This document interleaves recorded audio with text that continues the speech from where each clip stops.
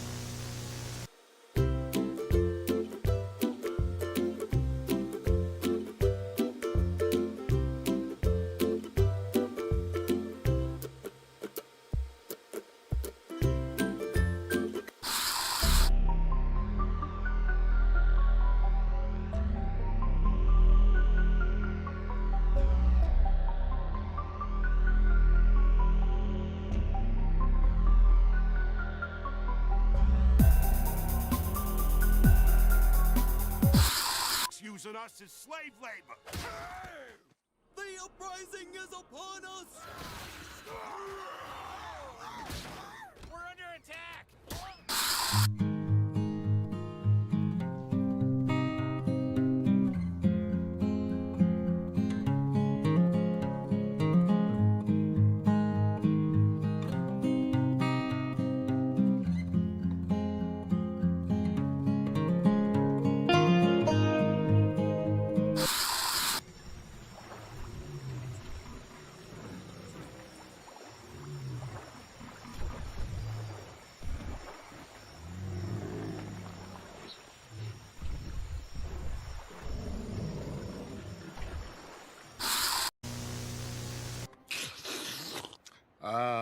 Nothing like the first cup of dumpster juice in the morning. Ai, nem pra jogar, velho. Que porra é essa? Ai, caralho, vai tomar no cu, porra. Que desgraça é essa? Que porra é essa também? Ai, passou em mim. Ai, caralho. Que porra é essa, filha da puta? Caralho. Mano, João, essa porra é um mutante. Vai tomar no cu. Morre, desgraça. Ué, tirado,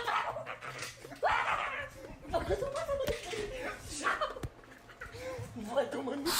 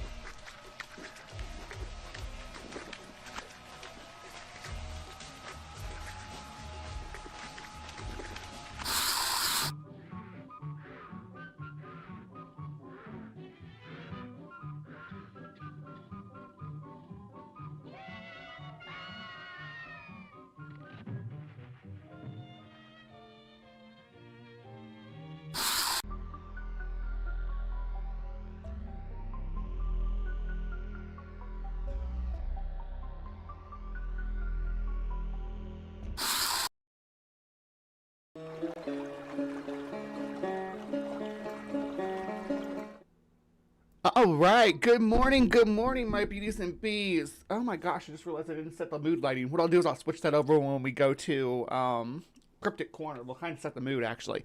That's great. I want to say, freaking hell yeah, who's your buddy? You rock. Always my best. And there's all that special stuff for you out there at Spider-Gwen, too, if anybody wants to go check that out. I need to go through and announce everybody who got a gift membership, because hell yeah. So those went to, let's see, we're going to start at the top. Axel Young, All Things Considered, Moon at Noon, Junie the Voice. Hey, Junie. Junie's so adorable. I love you. Miss you, babe. Hope you're doing good. You're looking a little melancholy last time I saw you, so I hope you're doing good. Mwah. Yeah, I definitely light things differently. That freaking light coming from in there is so annoying. Jeff Graham got one. The dear sweet Ember Belrad got one. Detroit atheist Queen Kelly, I'm talking about her again in a second. She got one. Unfinished Journey got one. Sapphire got one. Rainbow Ash got one. One Ring 42. Oh my gosh, One Ring 42. It's been a minute. They got one too, though. Ian Chin got one. Also been a minute. Good. I'm glad you got one. Mark Reed, D Parks, The Cosmic Kyle, Right-Handed Seth, Tori Swansinger. That's how I think that said. Swansinger. Hell yeah. Blaster Master. Book Lover 1992, and Scott Duke. Everybody got, woo, that was a big old load. Thank you so much Thank you so much, Who's Your Buddy. I always appreciate seeing you here on Saturday mornings, giving me some love and giving the channel some love and sharing memberships with the Hive. I just realized I was no longer a member, so I was about to get another, and then this miraculous thing happened. Yes, it's proof. It's proof of the divine intervention. That's what we're going to call it. I'm going full gothy today. Full, like, punk goth. Last night I was witchy as fuck. Did you all watch Helen's fundraiser last night? It was off the hook. I had so much fun. Hung out with Todd, Mark, Ember, and AJ during my time slot. And me and AJ both dressed like all witchy, so we looked like a little coven. It was super cute. Speaking of other streams elsewhere, before I forget, I haven't put it up yet, and I meant to. I haven't really picked out how I want to do the thumb yet. Tomorrow, me and Kelly King at 2 p.m. Mountain Time are going to be streaming about haunted plantations as part of our Black History Month exploration. We're going to explore some of the folklore of the Deep South regarding the ghost of vengeful slaves. That's going to be fun. Oh, yeah. It's going to be so much fun. You're not going to want to miss it. So that's going to be tomorrow. I wish I had a link up for it now, but again, I haven't got the thumb, done yet. But I'll have it by the time that Ben's thing is over. So if you stay with us here and you watch all the way to the end, then we transfer over to Dr. Ben's show. And once Ben's show is over, he'll generally forward you on to somebody else. But if I get that link set up, he'll let me share it in the side chat. So click on that if you see it. I don't know what kind of turnout we're going to have. We never really do a Sunday show here, so we're going to play it by ear. But it should be fun. It should be a good time. I'm excited about it. There's a few different things. I don't even want to get into it all. It's going to be amazing. We're going to have such a good time. But yeah, and I guess I should mention that I'm still networking with community people about doing a call-in show. And no, don't get worried. That's going to be like another clone of the Atheist Experience or The Line or something like that. That's not the kind of calls I want to take at all. I want to talk to the woo people. I do want to talk to the pagans too, but I want to talk to people who believe that they've seen a ghost or experienced a ghost, that they saw Bigfoot, they saw a lake monster, that they were abducted by aliens, that a shadow person came into their room. I want to talk to those people. I want to talk to the people that says, yeah, my witchy aunt put a curse on me and now this shit happens to me all the time. I want to talk to the people who said, I was in this accident and then an angel came down and stood over me and protected me. I want to talk to those people. That's the folks that I want to talk to. Those are the people that I want to engage with. Yeah, I will engage with the people who's like, man lived with dinosaurs and stuff like that. But I'm not going to be wasting my time with somebody who wants to come into a call and be like, anything that begins to exist had a creator. It's like, what? So then what are we going to divine what doesn't begin to exist? Anyway, I'm going to get into anti-presuppositionalist arguments. But I've talked to a lot of people in the community and stuff about how to do this and how to approach it. Hopefully, we'll be able to get it off the ground. Is that my phone? Oh, it's my pocket. It's in my pocket. That's just my alarm. I need to turn that off because it doesn't do any good anymore except for me getting distracted and coming into the chat and saying something about it. Morning, Bree, and morning, Trivia Gang. Nice to see most of us are up bright and early on Saturday. Good morning, Justin. Good to see you. I can't deny rockers are real. Rockers are real. I hate this lighting I'm experiencing right now, though. It's the time of year, I guess. The sun's coming in this window right now, and it's like burning my vampire skin. Like, for people who don't come here on here all the time, they might not know I'm a literal vampire. Like, the sun gives me headaches, and I have to wear sunglasses. all the time when I'm out and about. It's annoying, but kind of cute too. But I'm going to go ahead and just put these on for right now as we go through this, because that's annoying me, at least until we get to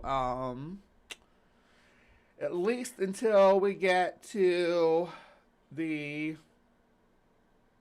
Cryptic Corner, and I can make some adjustments on the lighting. Jesus, why is that so bright? That's so annoying. I'm going to keep whining about it, but it's not going to change anything. Let's look at the polls, though. You all want to go look at the polls? All right. So,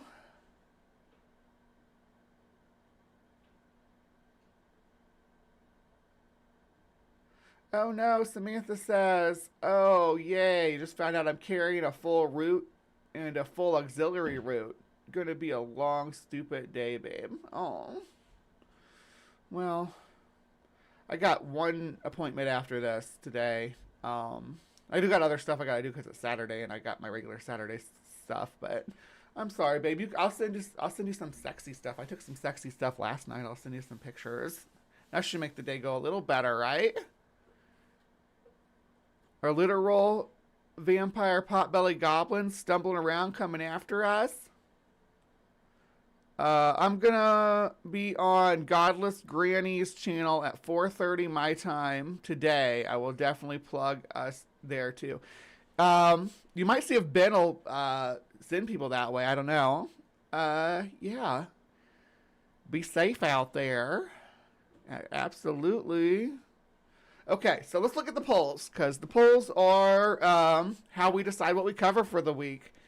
So, this week on the polls for Valentine's Day, see, I put a little heart there. I'm festive.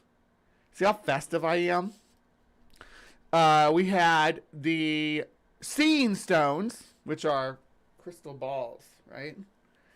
Crystal balls are a popular form of divination, and we'll talk about it when we cover that topic. But yeah, you got to vote for it though. 17% of the votes not going to cut it. Not in this economy. Then we have martial arts, the mystical martial arts, which, let's be frank, I'm mostly going to spend the whole show making fun of people doing Aikido. Not going to lie. That's fun, though. That's a fun show. But we'll talk about what they're doing and stuff, too, and like the psychological aspects of it. Then we had the new kid on the block, which was actually Samantha inspired this because we were talking about it the other day. And I was like, oh, yeah, I've been meaning to add that to the list. Demonic backmasking. You know how when you play a album backwards and it summons demons? We're going to talk about that. We're going to talk about that. Mystical martial arts. I love me some bullshito. Yeah, since there's a channel called Sensei Seagal or something like that. Maybe it's Senpai Seagal. But he does a lot of funny videos about bullshito. That's what we're going to be talking about, exactly. I didn't know if anybody else would know that term, but I'm glad you do. Am I a potbelly? A little bit. I got a little belly. I could be a potbelly goblin. I don't got green-looking skin, though. And I'm kind of curvy, actually, if you look at me. See how it dips in up here? Get this hourglass sort of shape. But I do have a little potbelly. A little bit. I used to have, like, a hard stomach when I was younger, though. I just don't work to keep it up, and I don't have a metabolism to make it happen naturally.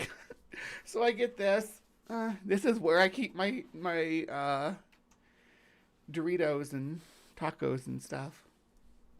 Yeah, I eat a lot of Mexican food. All right, and then before we get to any demonic backmasking or anything like that, we're gonna look at what we're coming up with first, because the top of the show we always do Cryptic Corner. Now, Cryptic Corner, on the poll, we still have a few things that have been on here for a while, but we're starting to fish through them. You all were going through the new stuff, like boom, boom, boom. So there's been some stuff that's been sitting on here. But we still have the globsters. That's the sea wolf in the image. We'll talk about them all, though. We're going to talk about them all. All the globsters. Well, probably not all of them. There's been thousands, but we'll talk about it. We'll talk about some very cool and important ones to the study of globsters. Don't know what a globster is? I guess you better vote on the poll and find out.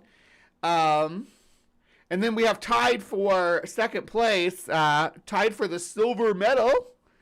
We got Return for Amityville, which has been on here for a long time. I know it's been on here since before Christmas. I think. It's been on here for a long, long time. We're just going to go back and visit Amityville. We're going to look at some of the new photos and stuff that have been released. There's been some people doing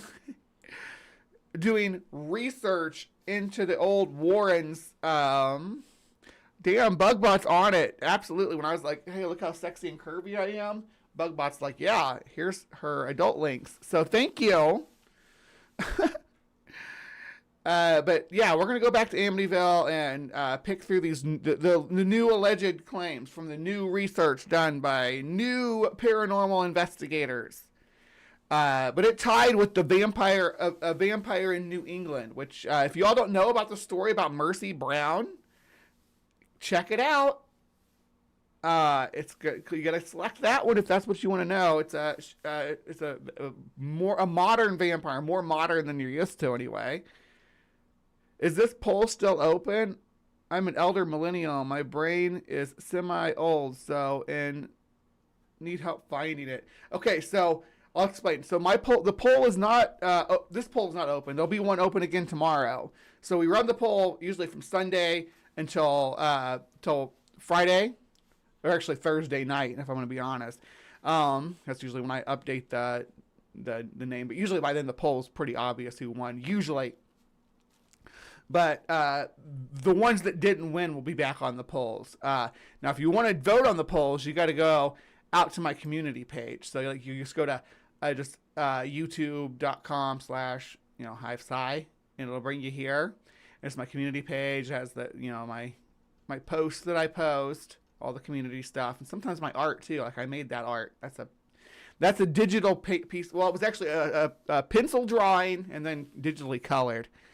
But the polls are always out here, right? Every week. And it'll tell you what day they're for.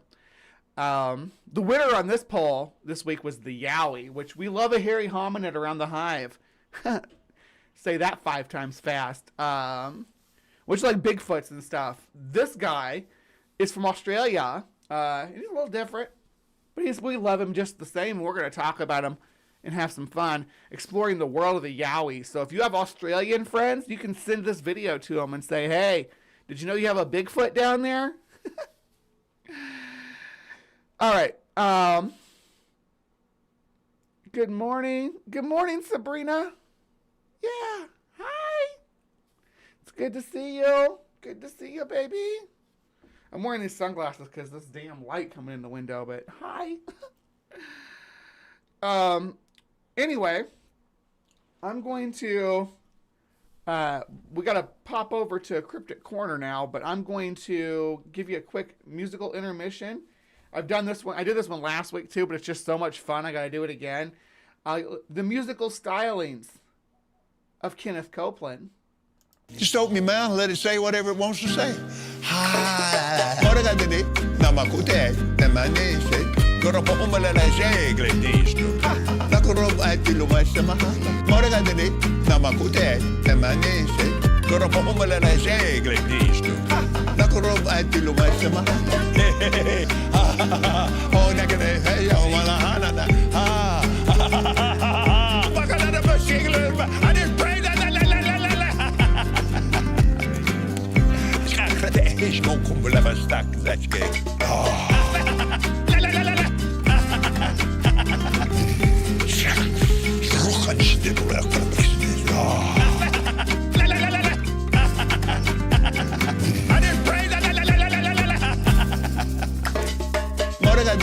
Namakute, temanese, goropo umala la jegle distro.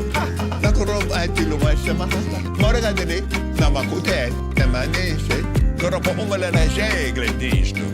La korob ati lumasa maha. What the fuck, bro?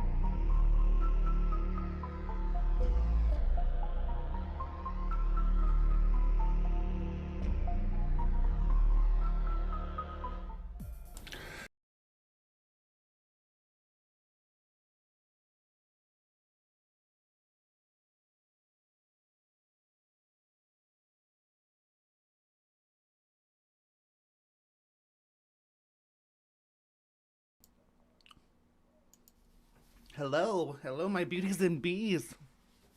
Sorry for the delay coming in here. I was messing with that light.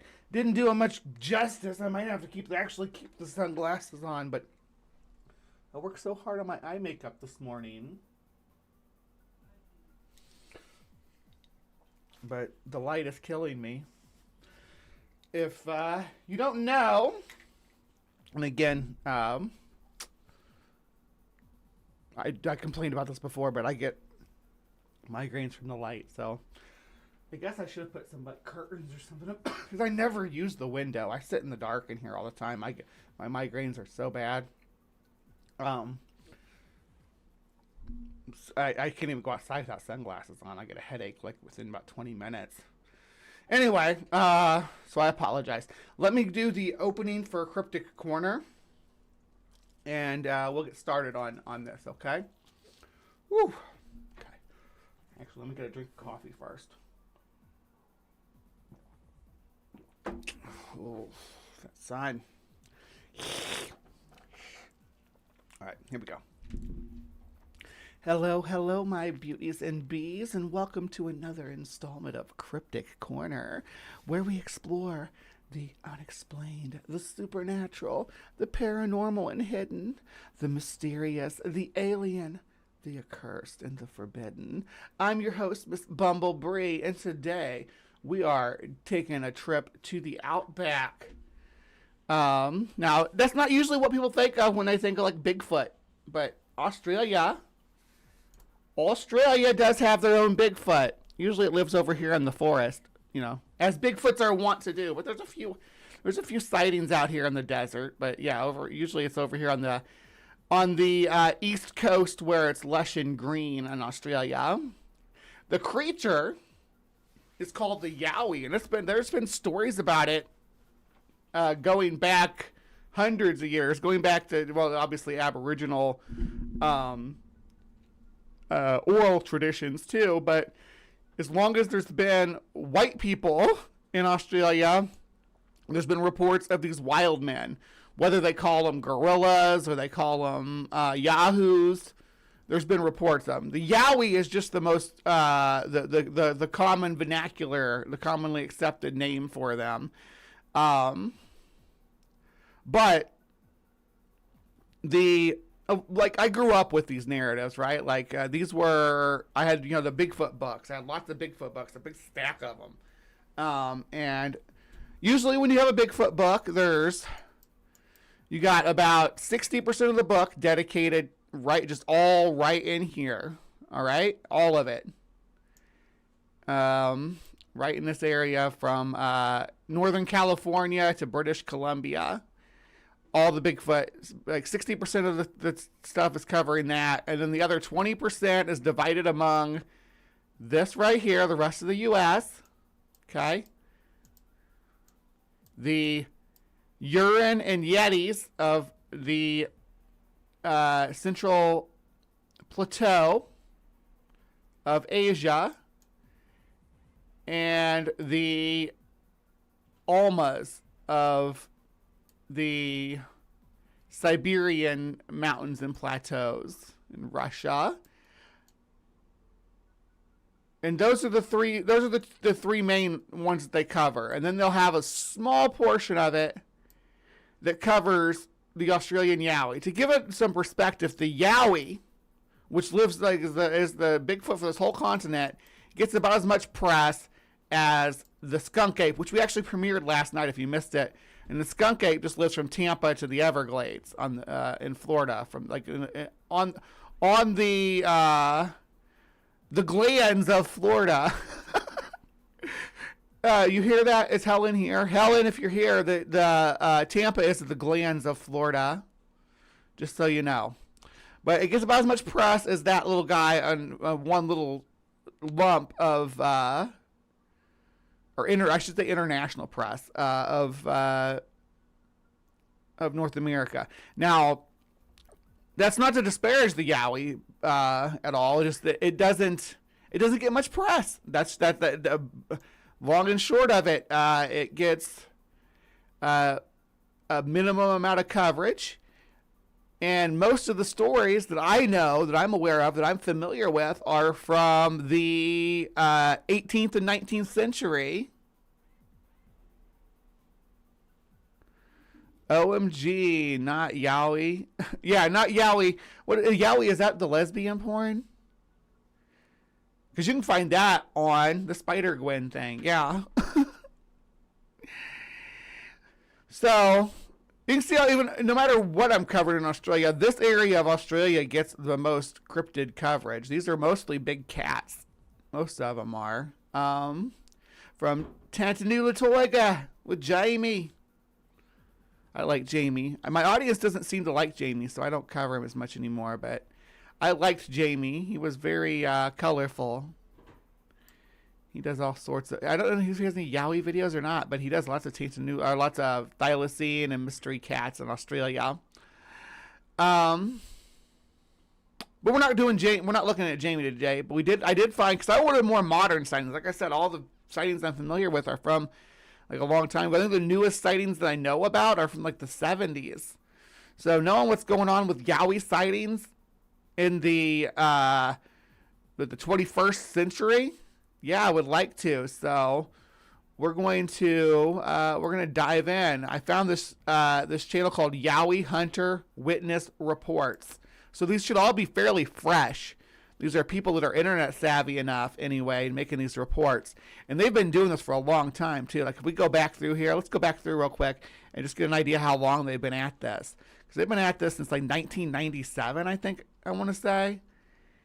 Like it's crazy. But the YouTube channel's not since 1997, but the collecting the reports, they've been doing this for a while. And I'm glad, because that's like kind of when my experience cuts off. But yeah, this stuff's going back 11 years, so at least to 2015.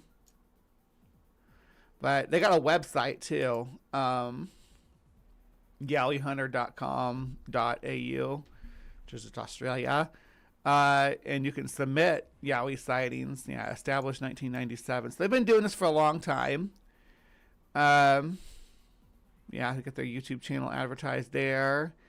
And this switches through their latest videos. They got different podcasts that they do. I gotta say, if you want to be a cryptozoologist, another thing is, well, shoot, I need to put my cryptozoologist hat on. Hold on. Where did I stick that? Cryptozoologist hat, where are you? Oh, I can use this one. My hair is kind of big for this one. Oof. Where'd you go?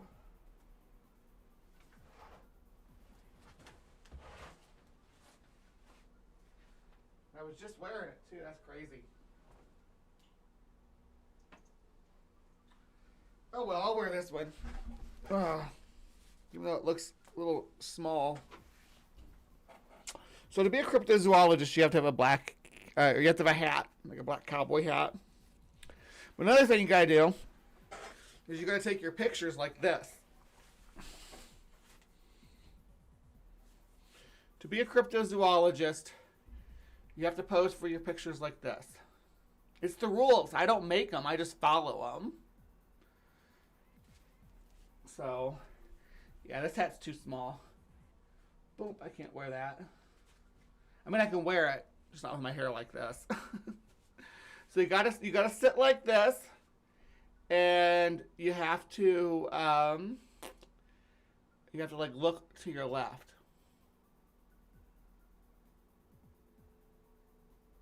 That's my cryptozoologist pose. I really wish I had my cowboy hat. I don't know what happened to it. It's gotta be around here somewhere. I just wore it the other day. I did leave it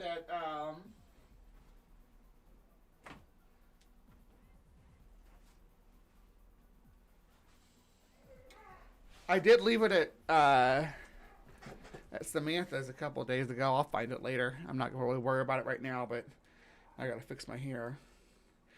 But yeah, that's how you cryptozoology. You squat and you cross your arms and you look very seriously off to your side. That's the way you do it. I don't make the rules, but you can see these guys are perfecting it. They're perfecting it. They got the Yowie research database.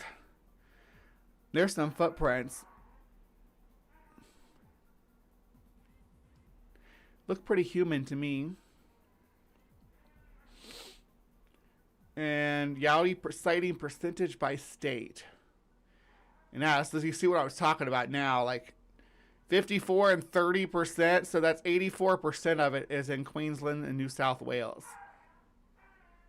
Right? And if you want to keep it just saying, hey, it's all in the east, then Victoria is another 11%. So that's going to be 95% of sightings are in Queensland, New South Wales, and Victoria, leaving 1.5, 1.5, and 2% for the rest of the continent. So that's like I was saying about the desert. Not a lot of Yowie out here. It's all along the coast, all along the watchtowers. Yeah, they got a little interactive map too. Check this out. So you report one, it goes on here. Well, look at these, the coastal cluster. Also, when we talk about giant sharks, it's all along this coast. When we talk about big cats, it's along this coast. When we talk about most cryptids in Australia, we need to cover the bunyip sometime. The bunyip's a cool one. Yeah. So here's some cryptozoologists. You can tell, again, squat. You gotta squat. Oh shit, I blurred myself. I moved too fast. Got motion blur. You gotta squat to be a cryptozoologist. You gotta squat. That's what I'm gonna change the channel name. I'm gonna change it to the Squatting Cryptozoologist. That's gonna make me famous. Yeah. So that's their main page. I mean, obviously they got all the links here on the side about us. What is a Yowie? Let's go look at what a Yowie is. The Yowie, in its various forms, has been witnessed here in Australia well prior to the arrival of the first white settlers. The Aboriginals had no written language, therefore could only depict history via art and or word of mouth. Paintings, cave paintings, Aboriginal stories, and knowledge has been handed down for thousands of years about our hairy friends that have coexisted with us for longer than historical records. There are many names for the Yowie within the Aboriginal culture, depending on the tribe and location within our continent. Post-arrival of Europeans, in some cultures of the indigenous population, it was considered taboo to talk to the whites about the Yowie without permission from the elders. But this wasn't always the case. In fact, quite the opposite was true in many cases. Historic documentations from the early to mid-1800s include a plethora of information and insight from Aboriginals across the country, eager to tell of either their own first-hand account and belief or those of relatives from both present and past, much of which were published in the journals and magazines of the time. Today, in modern times, it's the white people having more experiences with the Yowie than the black people. I'm not going to say blacks. That's such as a reference to a group of people. That's so dehumanizing. Which is perfectly natural due to today's population percentage gap, plus the vast amount of campers and bushwalkers spending time in the Australian bush. Although the Aboriginal culture may feel a special identity with these extant hominids, I almost said the existence of extant hominids, with these extant hominids, the reality is they are no more special than anyone else who had firsthand experiences. And yeah, so that's throwing shade at the Aboriginal people who you've appropriated their spiritual entity, because I don't think that what they're talking about was actually a hairy hominid. I think it was a spiritual entity that lived in the dream time. Right. Aboriginal names for the Yowie differ among tribes and dialects. Two of the most reported and recorded names in journals from the early 1800s were the Dibble Dibble and the Yahoo. The term Dibble refers to devil, and if they were to emphasize that point, they would simply repeat the word devil, devil. The name Yowie wasn't formally coined for many years, and wasn't formally. That's not a proper sentence. The name Yowie wasn't formally coined for many years later, until many years later, until there was another typo up there too that I skipped over and didn't point out. But I'm not like here to edit. But I bet if you ran this thing, if you just copy and paste this into like a word processor, it'll pick out the bad grammar and tell you how to fix it. You just copy and paste it, and then copy and paste it back on your website. Easy peasy, good, easy fix. Again, because the Aboriginals had I don't like that either. Aboriginal people is really how I feel about it. Hey, baby. I was just talking about you earlier, too, because we mentioned skunk ape. Yesterday I did skunk ape, too. It was kind of serendipitous. Helen's my little skunk ape. My little Florida skunk ape, aren't ya? A little Florida skunk ape down there. Ooh, ooh, ooh. Yeah? Want to get down to some monkey business? Where was I? Okay, because that threw me off. Now I'm distracted. Damn it, Helen. Yeah, you're welcome for last night. It was so much fun. I like dressing up all witchy like that. Me and AJ were rocking that witchy vibe. Guess we should have looped Ember in so we could have been like a full coven.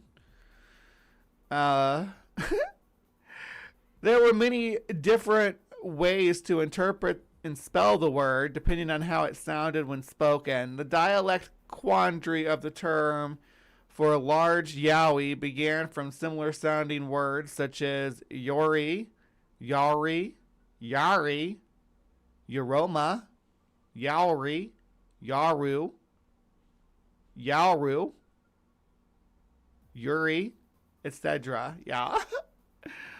It was first penned as Yowie in 1964 by a man named P.J. Gresser while writing about the Aboriginal people of Southeast Australia. You'll be hard-pressed to find many, if any, other prior written references.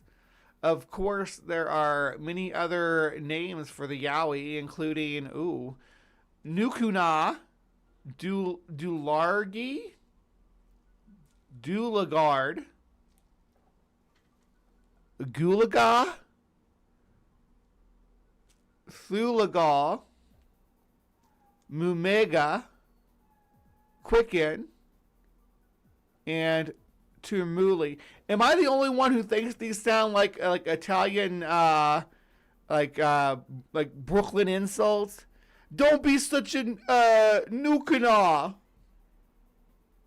Don't be such a Dulagar. Why you acting like such a Gulaga? I'm going to kick you right in your mumegas. Yeah, there we go.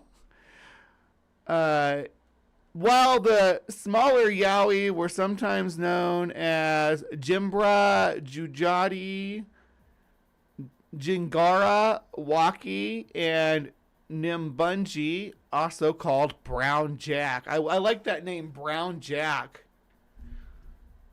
I'm going to start calling Yowie that, Brown Jack.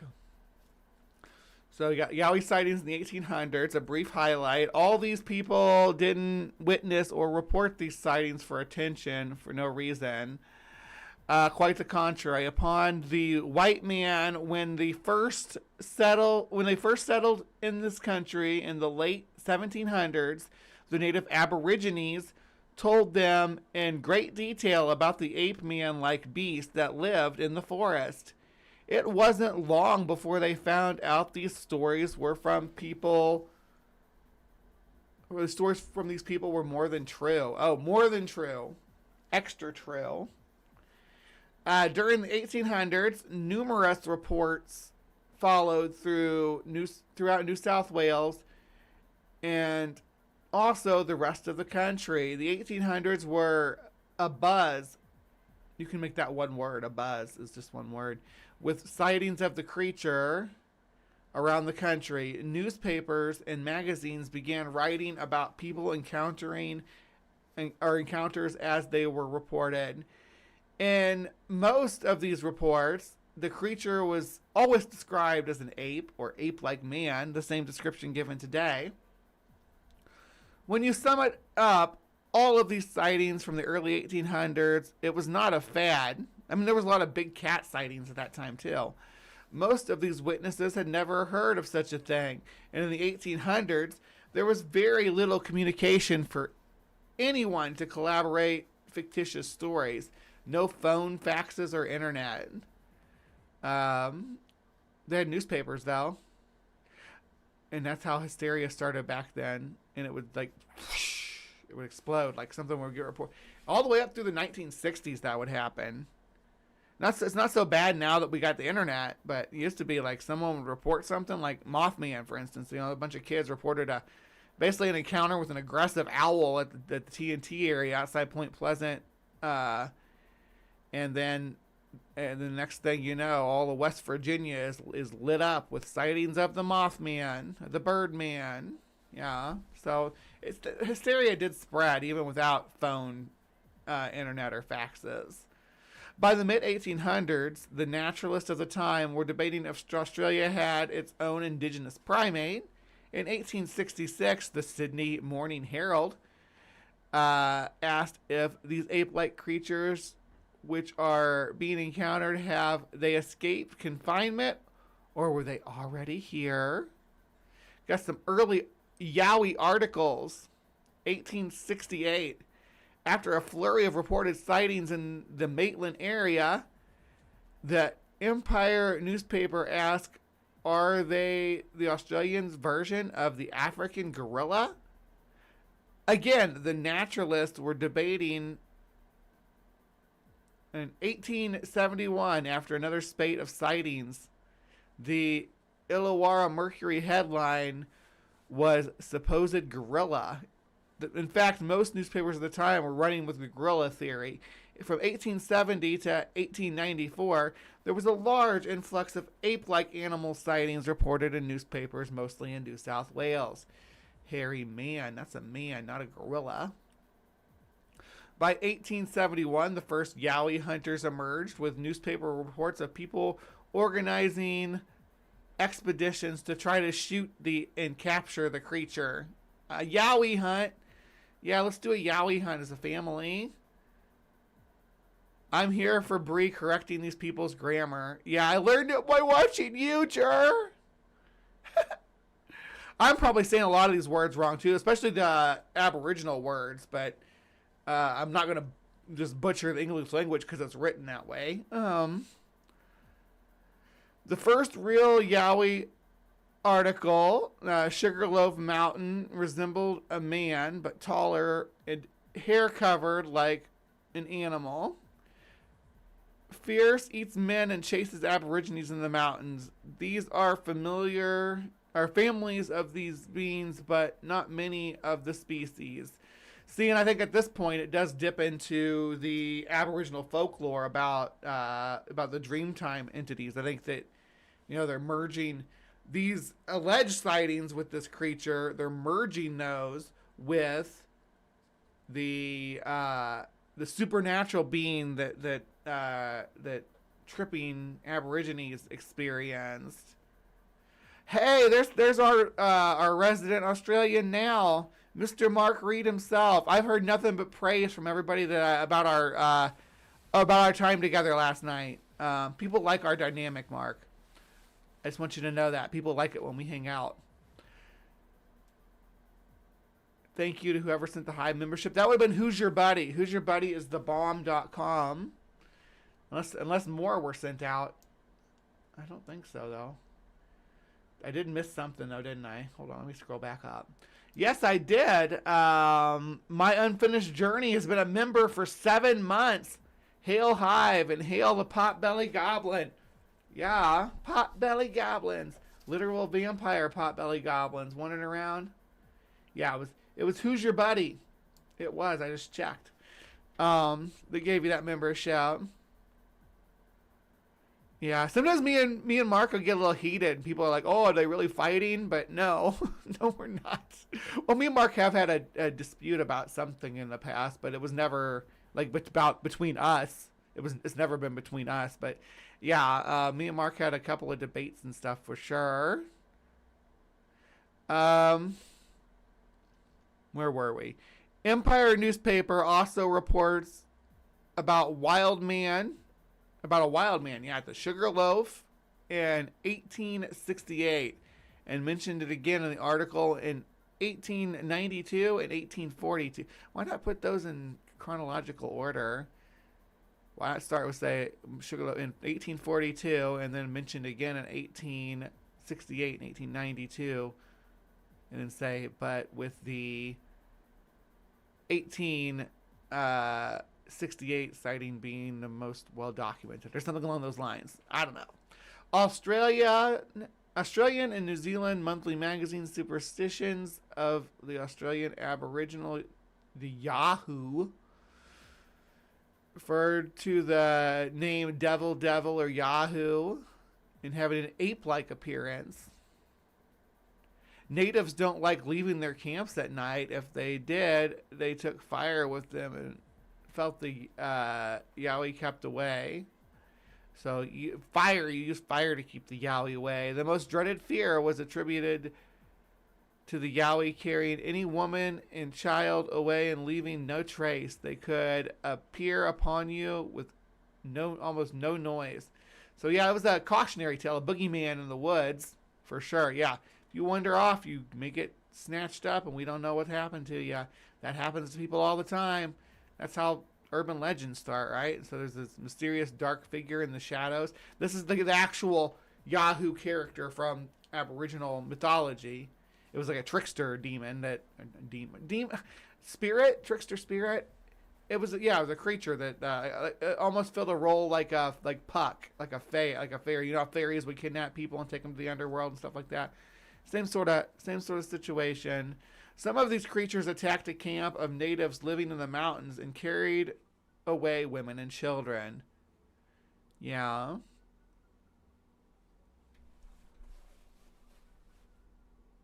And then you got, of course, you're going to show us the Gigantopithecus. So why wouldn't you? And its big ass teeth. But you know what the cool thing about Gigantopithecus is? It lived all the way up here, and like the best way I describe it is in the Yunnan region, but I mean it lived beyond that too, but like way up here. So it was a big ass ape. So did it swim? I mean, I know that there was a time period where there was the Sunderland, but Sunderland didn't connect to Australia.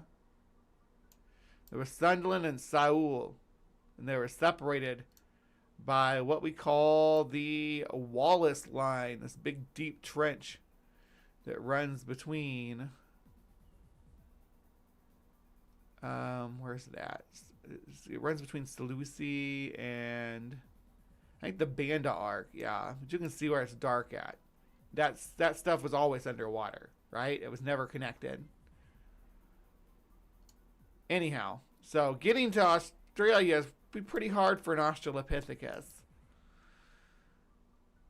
All right, so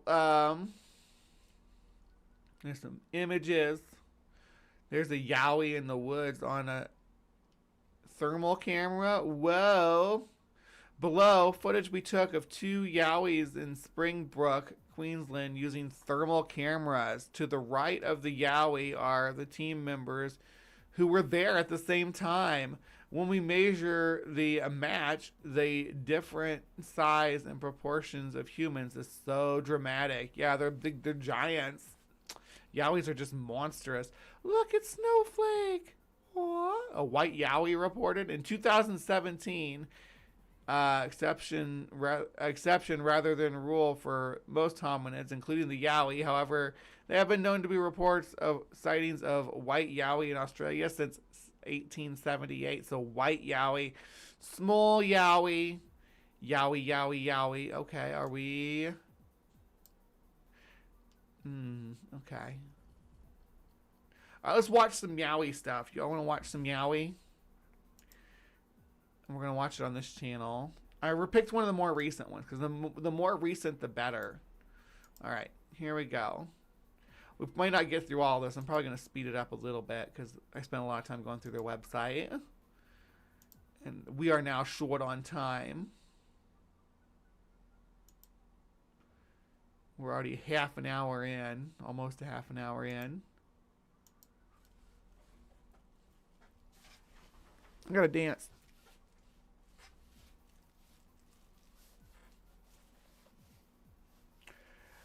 Birkdale, Queensland.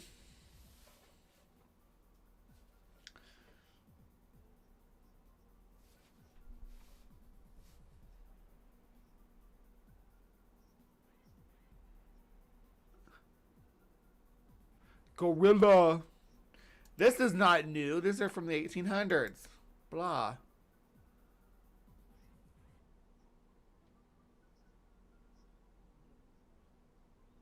Okay, so we're doing like a recap. Okay, and we'll see. I wonder if they have degrees in Yowiology.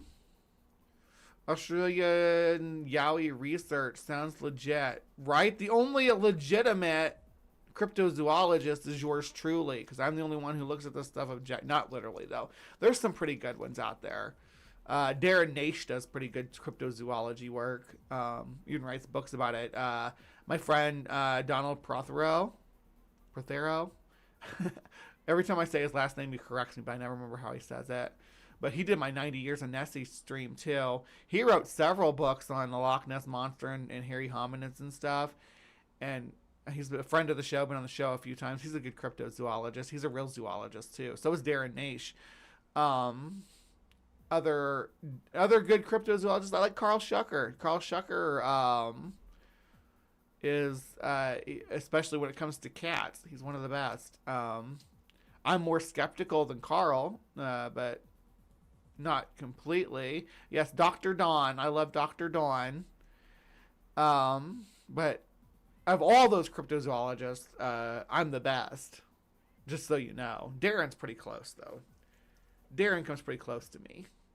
Trey the Explainer, that's another good cryptozoologist that I like.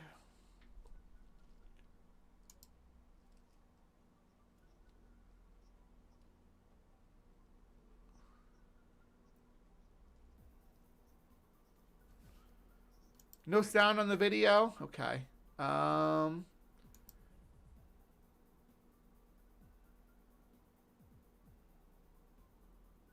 Sightings. Across the border to Queensland, however, the sightings weren't quite as liberal. One of the earliest Queensland reports came in 1934, as far north as Cairns.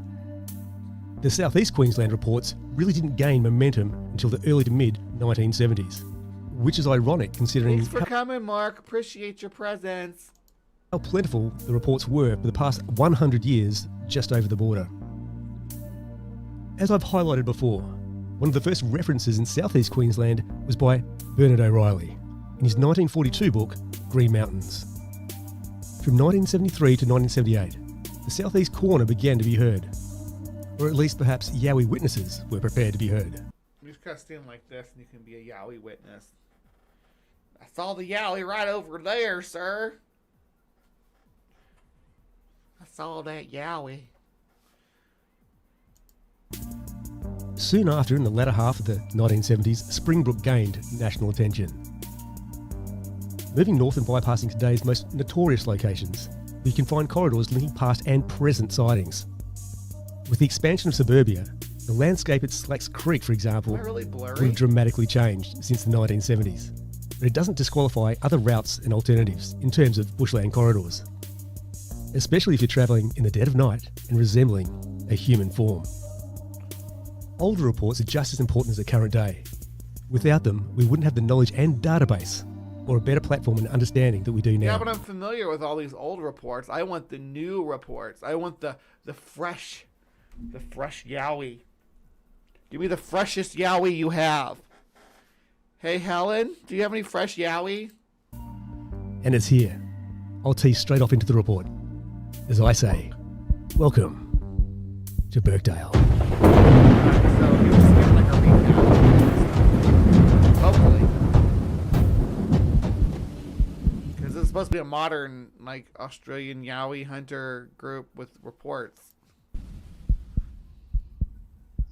I didn't know what to tell anyone because these things that I've seen, they shouldn't exist and they don't look like any other animal I've ever seen. This was about 1990 in a place called Birkdale in southeast Queensland. That's more modern than I'm experienced with, though. That's good. All right, let's go. We were a rugby league family, and so it was footy in the winter and golf in the summertime. It was just a normal day, and we're going to play golf with the father and a few of his mates. Place was on Old Cleveland Road East in the bushland at the end of Creek Road at a place called Houston Golf Course. It was 1990s. All right, Birkdale, Queensland. Okay, let's go look. Where's the map? All right.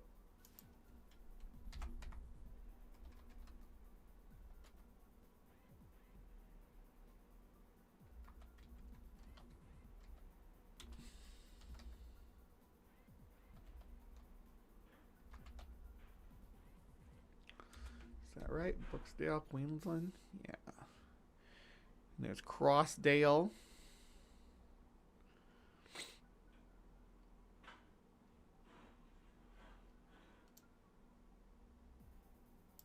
It's on the lake. Looks pretty nice.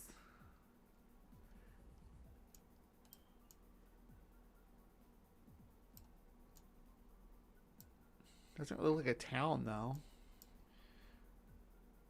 Ooh, that's fancy. Where's the golf course at though? They were talking about a golf course. Is this the golf course? This looks like a golf course. No, it's a campground. He told us where he was at. Hold on. Bum, bum, bum. So I would have been about 10 years of age. Houston Golf Course East in the bushland at the end of Creek Road. Old Cleveland Road East.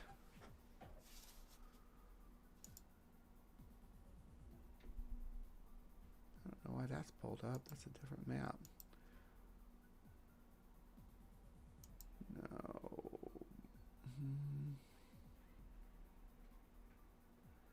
No, it is showing me Crossdale. Is it not saying that's not a real place? Hold on. What's he said? It's Birkdale, not Crossdale. Birkdale, Queensland, Australia.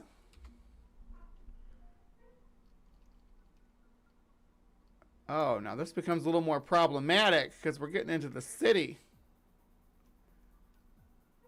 This is like urban. How's the Yowie living here? There's the golf course right there. I don't have to look up the address or anything. The golf course is right there. And yeah, I'm sure it does look rural when you're out here in the golf course and you can't see all that, but like right beyond this river, urban development. How is a Yowie supposed to thrive in this environment? Unseen. You're telling me that a 6'5+ hairy hominid is thriving in this? In this? Where's it living? Where it can't be seen and it's getting enough nourishment. Man, it's really trapped in the city, too. If it's here, how does it even get out? Maybe I can go south? If it goes south through the Bushland National Park, maybe it could pull it off. Quite a little bottleneck right here. It follows the water, it could go down. I'm just trying to figure out how it could get the hell out of the city. There's no giant hairy hominid wants to live in the city. Okay. Anyway. At a place called Houston Golf Course. It was 1990, so I would have been about 10 years of age. Yeah, and that's the right golf course, too. Because Houston. Yeah, it's not spelled like Houston like they spelled it there, but yeah. As children and teenagers in southeast Brisbane, as we would go golf balling. And if anyone's not familiar with golf balling, it'd mean entering a golf course and looking for lost golf balls. And at the end of the day, if you got a bucket of golf balls, you could make some cash and you could go and buy some fish and chips or soft drink or whatever. Father's teed you off. sell them back to the golfers. You go out. We used to do that, but we did it on the railroad tracks because the golf course was by the railroad tracks. Kind of framed the golf course on one side, but if the balls ever went on that side on the far side of the tracks, or even up into the rocks, really, the golfers wouldn't really go out and get them. So you could walk up and down on either side of the track and collect golf balls and make yourself a couple of bucks. At least enough money to buy a soda. You just grab the golf ball. We wouldn't bring buckets or anything. We just put them on our shirts and we'll be like, I'll give you all these golf balls for $5. Something like that. I mean, well, it usually wasn't that much. We usually are like, oh, all these golf balls for like $2 or something like that. But yeah, they would. People would buy them. His mates are teed off. I'm off and gone. I couldn't find any golf balls. I think I picked 2 up in 2 hours, which ain't very good. Walking around, I'm looking in the dams, I'm looking in the creek, and I just started getting this feeling that something wasn't quite right. It was with me most of the morning, and I'm thinking something's going to happen today, and this is going to be the day we strike it rich with golf balls. But 2 hours into it, checked all the fairways, the big dams, wasn't going good. And I'm walking along and I thought, all right, this is the last spot. If there are going to be any golf balls today, they're going to be it's a dogleg par 5. So where you tee off, if you're strong enough with the drive, you can drive it up over the gum trees and land it on the fairway. You can save yourself one hit with the ball. So there's always golf balls in there. So I left that to last. That's what they do too. I guess you to buy more golf balls. It's a racket. That's what the whole. And by the way, I hate golf. Just so you know, I don't hate golf as a sport. I hate golf as a usage of land. Like, it's terrible. Now, if they don't go into the woods and get them, they're golf balls anymore. You get to keep them if you find them. Unless they're still playing the ball. But, yeah, if you go in there and find some golf balls, and you can come out and you stand by the clubhouse and sell them to the guys coming out. Better than them, or cheaper than them having to buy all new balls all the time. If you sell them some cheap reused ones. On the fence, I'm walking in there and I could see a couple, so I've decided, all right, I'm going in here. This is like a pine forest. And this pine forest, it had a canopy at that time of the year. Wasn't too much light getting through. So I've jumped in there, although I've been told by my father never go into that part of the bush. And he didn't say why, and he said, there'd been bad things happening in that bush. It was an old abandoned farmhouse or something that made the news, and there's some bad stuff happened. I remember seeing that house. You had to go right in the bush to find it. But I knew if I kept away from there and I kept near the boundary, I'd be right. So I disobeyed my father, and I've jumped the fence and gone in there, and I couldn't believe it. There's golf balls everywhere. So I'm walking. Cautionary tale. The golf balls are put there to lure you in by the Yowie. Walking along. I'm looking at the ground. All right, there's another golf ball. There's another one. And I'm just sweeping the grass, and I'm picking up golf balls, and I've got my pockets full of golf balls, and today's starting to feel like a really good day. I know I'm going to make some pocket money today, and I'm getting pretty excited, and my pockets are full, so I'm starting to use my shirt now. I'm loading all these golf balls up into my shirt, and so you beauty. I'm thinking, yep, this is the day. All I've got to do now is when this T-shirt's full, I'm going to make it back to the 19th. Oh, he's doing it too. He's doing like we used to do. You got to fill your shirt up. That's how you do it. That's why you wear a big oversized shirt. The clubhouse, and I'm going to pick the first drunk golfer I see, and I'm going to offer all these golf balls.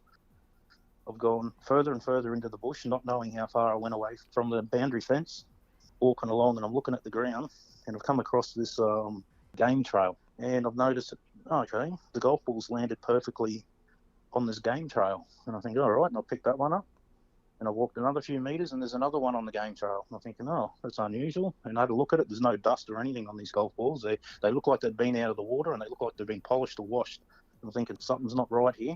I'm walking along. And It's leaving golf balls to lure you into the woods because it's going to yowie you. You're going to get yowied, son. And I could see this big log. It looked like an old burnt log. And it was across the path. And I was about probably 20 metres from that I had to look up. Otherwise, I'd trip over that log. And just to the right of that log, there was a stump. There was a stump there about 3 foot high. And it looked like that. Man, this guy has a hell of a memory. Like, I don't know if I remember the trails I walked on every day as a kid this well. It's a tree. It had burnt out. Fires had gone through there. I'm just thinking something's not right here. I can feel, like, my sixth sense is it's going overboard. I'm thinking, this is not right. This is too good to be true. Why are all these golf balls here? And then it hit me. Someone had placed them on the trail. I'm thinking, what the hell is going on here? They had no dirt on them. Hadn't been rained on. They looked like they'd been in someone's pocket. And I'm picking them up, and I'm getting closer and closer to this log. Someone else was out there collecting golf balls in their shirt, and they got yoinked by the yowie and dropped all their balls. Uh-oh. I just couldn't believe what happened next. Jesus Christ, this sound that I heard, I can't describe it. This sound, bloody hell. It sounded like something was above the tops of the trees. And so Helen, I will show you sometime. I will show you how to get yowied. Man, where'd everybody go? Everybody bolted. Is yowie boring? I know Mark had to go to bed, but damn. just dropped a big telephone pole through the trees, and it made a big crash through the trees. But that's what I heard. And I went, shit, what's that? I didn't look up because I was picking up all these golf balls, and now I was starting to get the shits because each time I bent down to pick up a golf ball, 2 golf balls would fall out of my shirt each side, so I was having to pick up 3 golf balls at a time. I was overloaded, pockets full, t-shirts full, and I couldn't hold on to it. But there was that. So it seems like Brisbane has a pretty solid Yowie population. There's the golf course again. Many there, and they're on the trail. I walked about 100 metres into the bush, and this bush is creepy at the best of times. I'd heard a big noise, and I still hadn't looked up. Your bush is creepy at the best of times. Yeah, I'm gonna yowie. I'm gonna yowie your Yahoo. I'm gonna yowie your Yahoo. Kind of like the feeling something's watching you.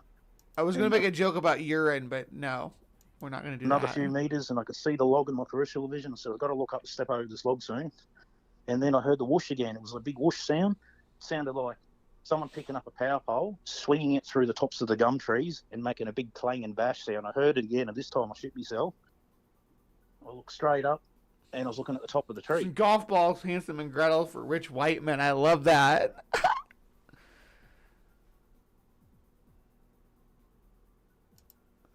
The tops of the branches are going back, forwards. And I'm looking at it, and I'm thinking, geez, that's not right. What's happening here? The leaves aren't even moving on the other trees. I'm thinking, this mature gum tree that's dead is rocking backwards and forwards. Oh, Jesus Christ. What was at the bottom of that tree? Well, now I know why the tree was rocking backwards and forwards. I couldn't believe what I was seeing. And I'm trying to get a point of reference to what the hell this thing is. What animal is it? Turning rich old white men into gingerbread should be the goal of society. Make them more palatable, and palpable, I'm sure. Potable. convert billionaires into potable resources. Trying to get a point of reference, and this is a big hairy thing. It's dark brown.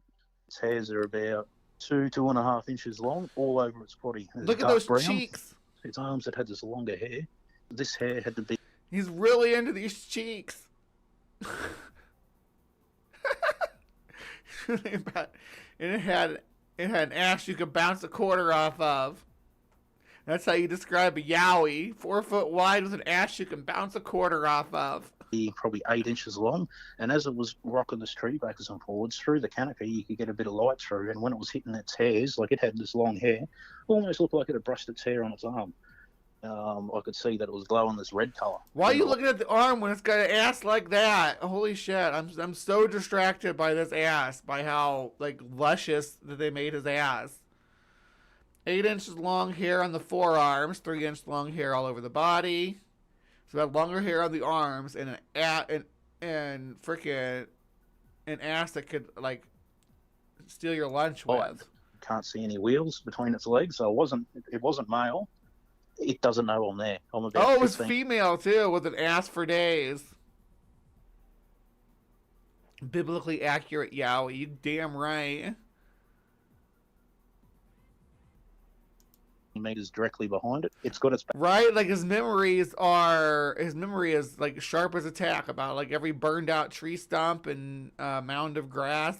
Back to me, and it's whooping this tree backwards and forwards, and it's making the sound that sounds like you're disappointed, like you take over. That's Australia's ass, yeah. Doing a project, and you're trying to show your mate how it's done, and you're getting it wrong, and they're laughing, and you make a disappointed sound. So this thing was making the exact same sound. Like it was disappointed in what it was doing, and it couldn't quite do it, and it was getting angrier, and I was getting louder, and it was really forcing this log into the tree, almost snapping the tree over. The tops of the branches were whipping that much. Ooh, she's pretty there. She's got like glossy fur. This Yowie was a baddie. Did this guy, it seems like maybe he was having like a teenage fantasy at this point. He's like, yeah, she's had the freaking luscious ass. And it was right at eye level because she was a Yowie, so it was like right up here. Nearly breaking limbs off the top of the tree, and I'm thinking, geez, this thing doesn't know I'm here. I don't know what this thing is, but it's huge. Bad feeling. It's like I'm in danger here. No, I've got to get the hell out of here. And it doesn't know I'm here, so I'm going to have to tiptoe out, because if that thing turns around, I'm convinced. Did you finish first? Did you finish looking at that ass first? Presumably she's eating termites or something out of the tree. I don't know. Very deviant behavior, though. Whatever it is going to charge me. Here I am standing there, absolutely loaded up with golf balls. So I'm looking down this game trail. There's old Big Red there, whooping the tree on the left of the trail. And to the right of me, I couldn't believe what I seen next. I wasn't looking at a tree stump in the ground. There was another one of those buggers. And he was 3 foot high, and it was the same colour as the big one. It's and I the was thinking, baby. oh shit, that's the baby or whatever that one is. And here I am, I'm nearly between the baby and the big Just give him your balls and slowly back away. one. And I'm thinking, this ain't good. And this bloody little thing, he's got to be no more than 3 foot tall. It's got a big buff head on it, same colour as the... When a kid catches you fapping to the mama. Whoever gifted me the membership, thanks. Yeah, we got 20 memberships gifted at the top of the show today. It was great. Some poor kid stumbled on Bigfoot hate fucking a tree. What I assumed was the mum. And it almost looked like it was just been born, because it was looking at me. And I'm thinking, oh no, this thing's caught me. It's caught me out. It's watched me come up the trail. It's watched me look at its mum. And it's been standing there the whole time, which I thought was a tree stump, and it's not. And here's me. It has to be about no more than 2 meters away from me. There's a big log in between me. I'm standing on the nature trail up against the log. I'm looking at this thing. It's on the other side of the log, and it's looking straight at me. I think, oh, I'm done here. It's got some big old eyes. It's cute. I like it. It's adorable. Make it a plushie. I'm ready. Wheels or takes off or makes a noise or whatever that big thing is, it's going to turn around. And if you know anything about nature, whatever that animal is, that's not good.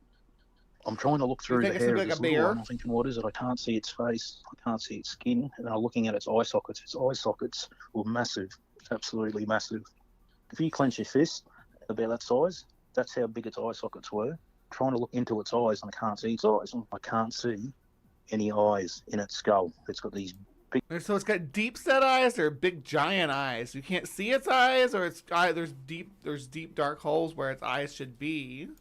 Big brow ridges and these big round black eye sockets, and its eyes must have been reset back into its head more. If you've ever had a cat before and they have kittens, and when you pick them up when they're a couple of days old, their eyes aren't open yet. That's what it looked like, but I couldn't see eyelids or anything. The hair in its eye sockets was almost dark charcoal, almost jet black. It was a different colour to the rest of its body, and the rest of its body was a slightly It had black eyelid hair. shinier look. When a calf's born, it's slightly glossier than its mother, and they're like that for a few weeks. And you're thinking about it for decades now. It's like, this thing must have just given birth. And I'm looking at the little one, it's looking at me, it's not moving. It did not move the whole time till the Its end. mom has a great ass. I'm looking at the big one, and it doesn't know I'm there. It's still whooping the hell out of the tree. And I'm still that close to the big one. I can see what looked like straw. It was woven into its matty-looking ratty hair on its back. I could see the straw, and the straw had been in its back for quite a while. So whatever these things are, they do sleep on a litter bed where they got grass and straw and that, or it's just been camping out in the grass. It's definitely been on its back, and it's been on its back for a while. She's been on her back, huh? You can't stop thinking about clapping them yowie cheeks. And I'm looking at this little thing looking at me. I'm looking at the big one. I'm looking at the little one, and this little one, it's just staring at me. I'm in danger here now. How do you know it's staring at you? You said you couldn't see its eyes. Pick up. Big one still hasn't turned around. I'm thinking, if this thing makes a noise, or it steps on a stick, or it turns and runs, the big one's going to look, and it's going to see me, and it's going to be over very quickly. So the plan was, I was going to turn around, and I'm going to walk slowly, keeping my eye on the little one. And when I got far away as I could, I was going to drop the golf balls and sprint and try and get through the barbed wire fence down there. It's the only way I was going to get out of there. This thing is looking at me like it's reading my mind. It didn't show anything. How do you know it's looking at you? You said you couldn't see its eyes. Its eyes were closed like a newborn kitten.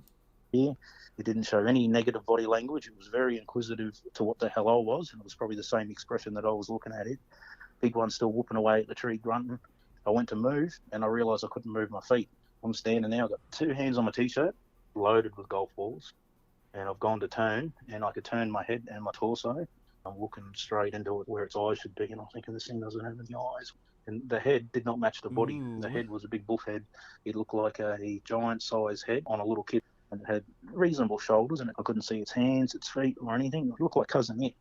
It looked nothing like human, and it looked nothing Cousin It. like an ape. I'm frozen. I tried to turn and run. I can't run. Things are starting to slow down. I'm trying to move, and I can't move, and I'm looking at the scene, and it's looking at me. We're nearly like eye to eye. I'm about probably 4 foot tall. It was 3 foot tall, 2 meters away from it. It's a bit like that old saying, don't look at Medusa. If you look at Medusa, she'll turn you to stone. And this is exactly what happened. And I couldn't move. This was going on Did the Yowie turn you to stone? How'd you get turned back into a human? for a good minute. The only thing I could move was my eyes. I'm looking at the big one. I'm looking back at this little one. I don't know what happened. I just froze up. And now it's getting real spooky. There's no word for it. That was the most frightening feeling that come over me. It's like this little thing was reading my mind. And in my mind, I'm picturing the escape, and I'm picturing myself getting over the fence, and I'm thinking, all right, I'm going to count to 3, I'm going to run here. And I'm going to count down. I go 3, 2, 1, and I went to go.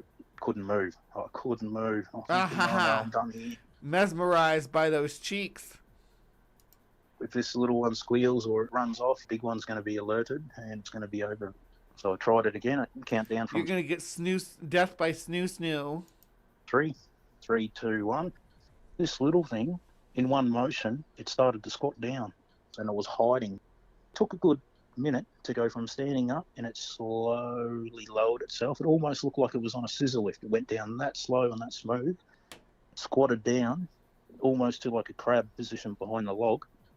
It looked like a little kid squatting down on his knees. He's kneeling down, and he's looking at me. He didn't take his eyes off me. His head's like 90 degrees swung around.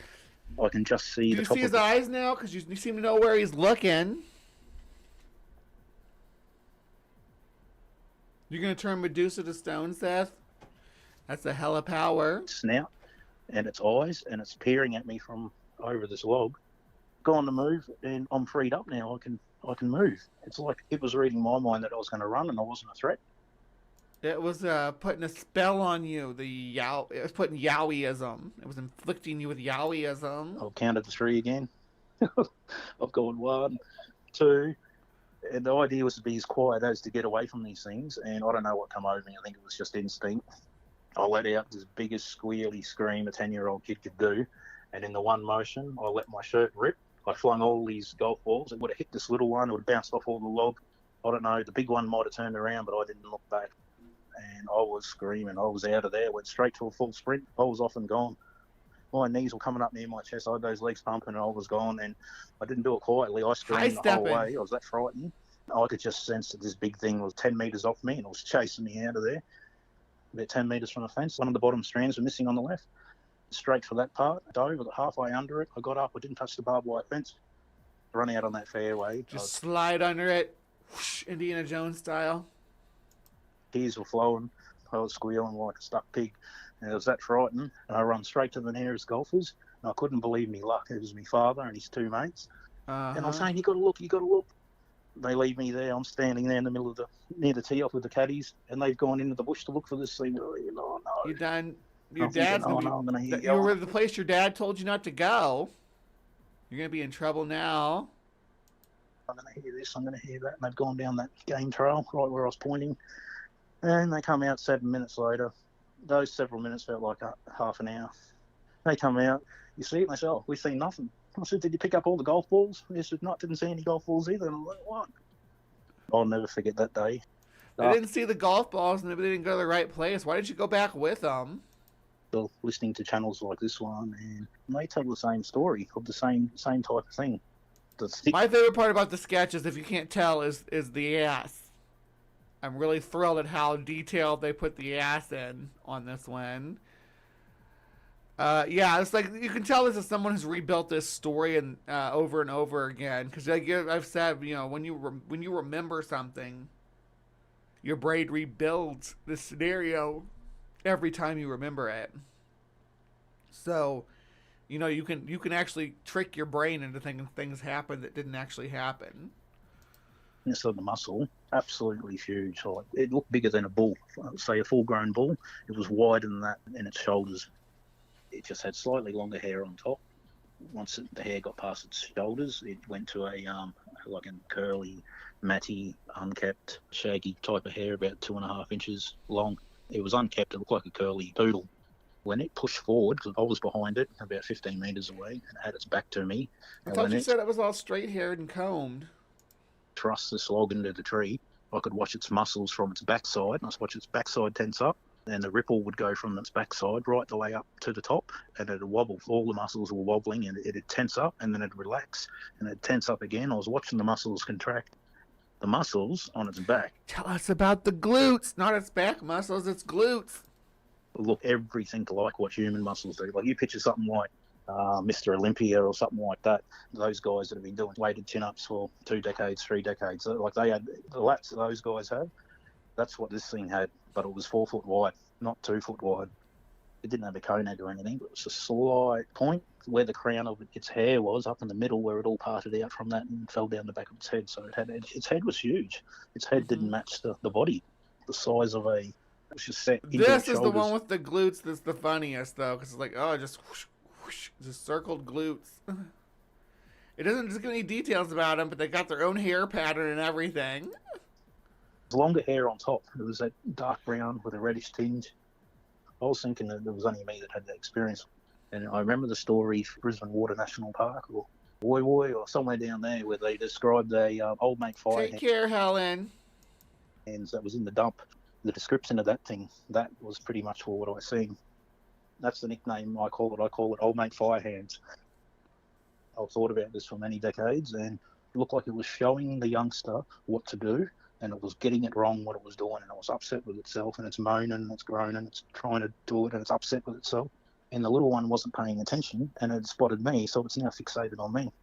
It was placing that log in the tree where, when it's finished doing what it can do, it would be able to walk. Is it getting bugs? Up that tree with ease and sit in that fork. It was making like a ladder to get up in the tree. That's what it looked like. Just its presence there was enough to make you turn. Oh, she's awful big to get up in that tree. The stone. Was she going to put the baby in the tree? Sort of paranormal or supernatural ability that these things have. Because I experienced it. These things have the ability to make you freeze, and I'm thinking, has that happened to other hikers and that around the world? It's paralysing. I'm so glad I didn't see that big one's face, because the little one was frightening enough. Well, this one's a good channel where it's telling nothing but truth. You got that, like, freaking Amityville music playing. Yeah, AYR, just keep up the good work. If you look at Medusa, she'll turn you to stone. She was building a ramp for the baby, I guess. Our witness speaks of his body being unnaturally locked frozen and only able to move his eyes. He attempted to run on several occasions, and even after several free counts, he was still paralysed until he felt the young one drop concentration and let him go. Was this a natural bodily reaction to fear? Or Yes. And there's no animal that has the ability to like freeze your brain. That's not a thing. something more? Having experienced this myself twice, and fear being the last thing on my mind, I can relate to an unnatural element to this situation. A sudden change of energy, and it wasn't just my own. The golf ball seemingly placed on the track, a fluke or by design, perhaps to lure these golf balling kids further into the woods. If anyone recalls what transpired in that abandoned farmhouse all those years ago, drop us a line and let us know. As I say, time is irrelevant. Yowie encounters are memories that will stay with you forever. Thanks for listening. Yeah, so that was Yowie Hunters witness reports. Yeah, that one right there. With the noise ears. But there's lots of these out here. So if you want to see more, you got to Yowie Hunter Witness Reports. Got 27K subscribers. Been around for a long time though. But what do you guys think about the Yowie? What do you all think about Australia's answer to Bigfoot? Is it really a thing? How does it happen? It's the same phenomena, right? If someone walks in the woods, sees a big hairy form in the distance, panics. So, yeah. I mean, what do you think? You think it's Yowies have dendrophilia?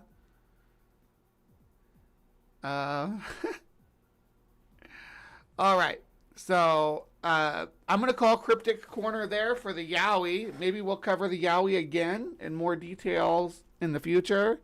Or pick up more of these eyewitness accounts. I don't know. We'll see what the future holds. But for right now, please remember to be kind. Take care. And we'll see you next time. All right. Don't go anywhere. This is the end of the first segment of the show. It's only 10 o'clock. The show doesn't end for another hour and a half. We got a whole other hour and a half of show to go. Not even halfway there yet. But after this, we go to Weekend Weird, which is this week we're doing the Bells of Tartaria. And if you don't know what that is, you're going to find out. All right. Intermission. While I go to the bathroom and all that good stuff. And then we'll hear the bells.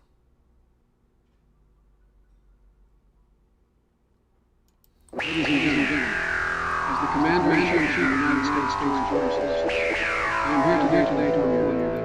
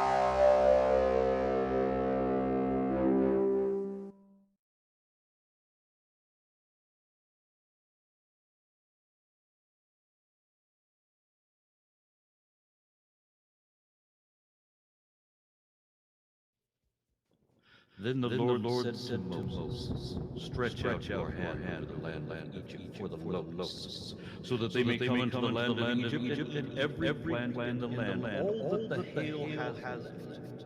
So Moses stretched out his staff in the land of Egypt, and the Lord brought up an east wind upon the land all that day and all that night. When it was morning, the east wind had brought up the locusts.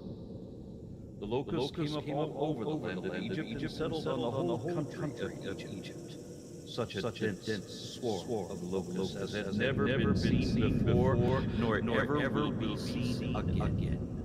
They covered the face of the whole land, so that the land was dark, and they ate all the plants in the land, and all the fruit of the trees that the hail had left. Not a green thing remained, neither tree nor plant of the field throughout the whole land of Egypt. Then Pharaoh hastily called upon Moses and Aaron and said, I have sinned against the Lord your God and against you. Now, therefore, forgive my sin. Please, only this once, and plead with the Lord your God only to remove this death from me. So he went out from Pharaoh and pleaded with the Lord, and the Lord turned the wind into a very strong west, which lifted the rocks and drove them into the Red Sea.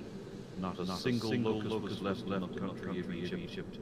But the Lord hardened Pharaoh's heart, and he did not let the people of Israel go.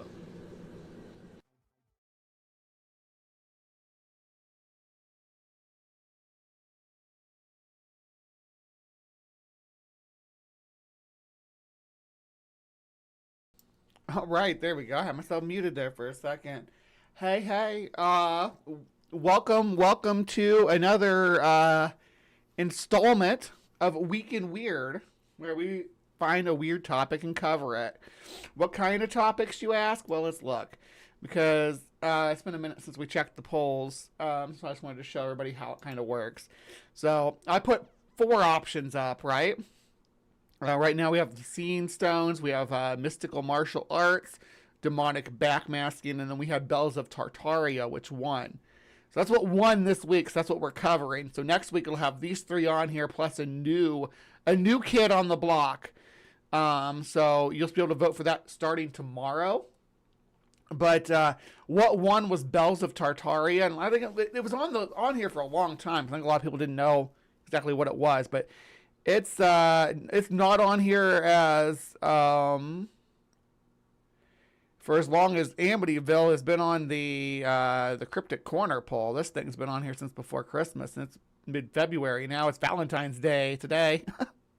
So if you're a ghost fan, you want to see me do some ghost hunting stuff, we're going to look at some new ghost hunting material from Amityville when we get to that for CrypticCorner.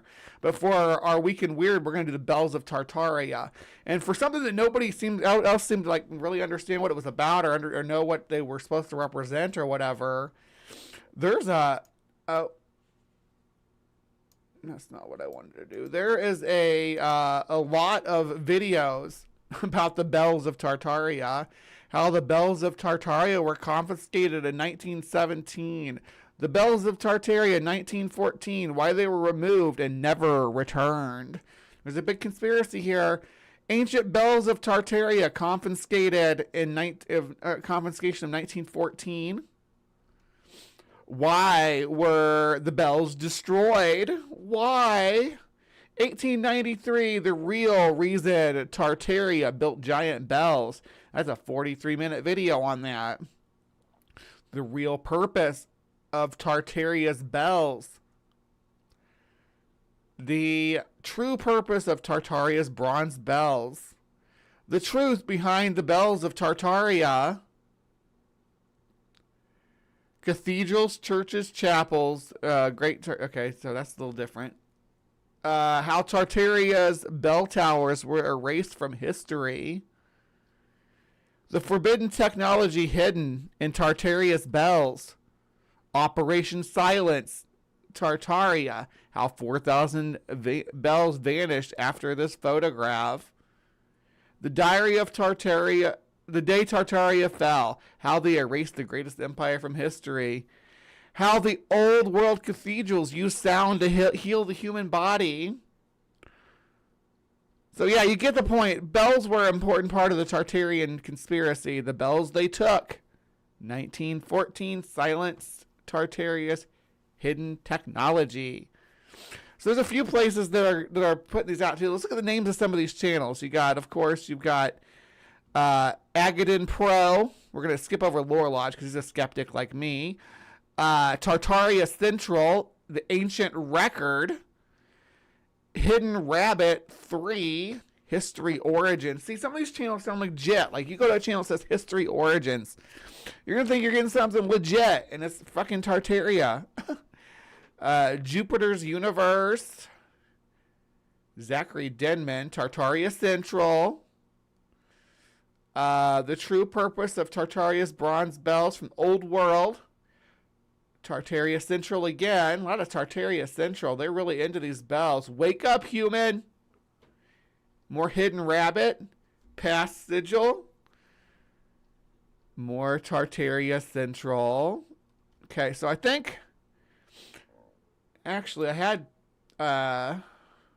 think Tartaria Central is where I'm going to go with. What do y'all think? Tartaria Central?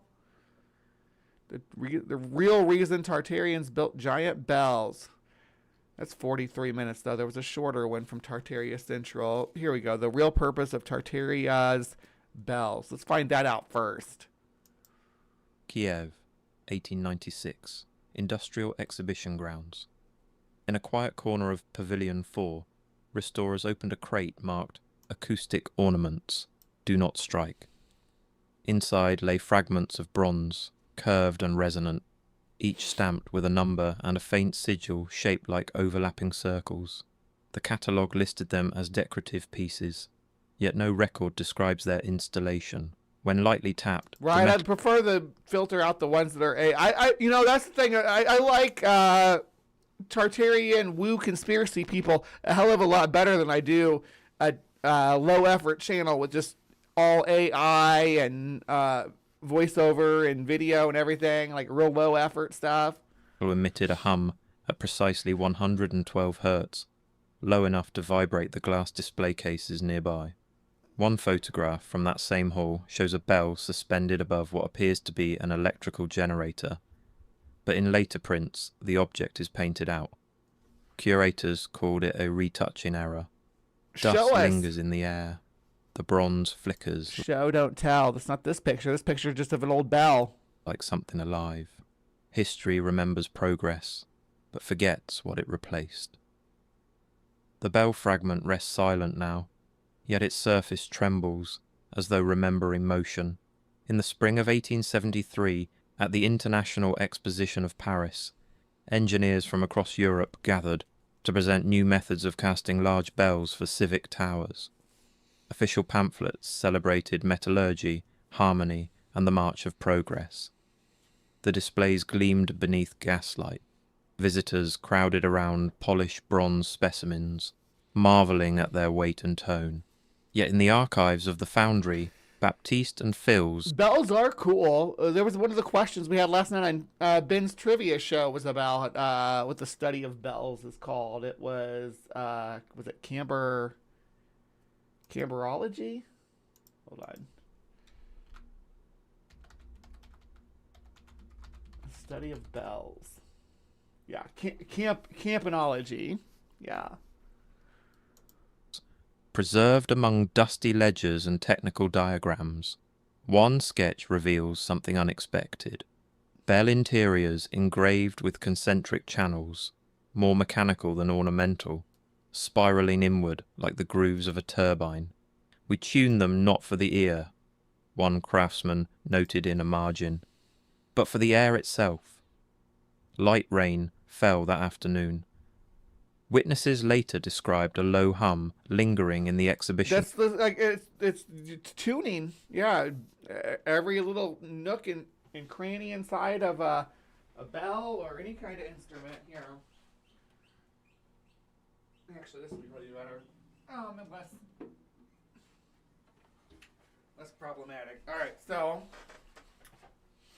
just an example of how the shape and direction that something points will affect the sound.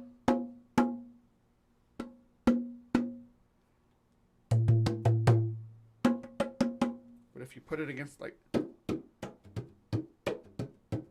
so if you put, let's see, yeah, if you put something inside there to change the shape of the inside, it's going to change how that sound resonates and how loud it is. See? I don't know if y'all can hear how well that sound's coming through or not. You hear the ring, and then if you change the shape of the inside, it changes how it resonates.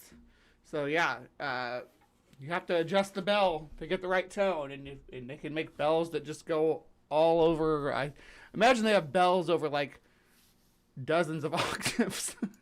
Hall, even after the bell stopped ringing. A vibration felt in the chest rather than heard. The blueprints themselves bear an inconsistency.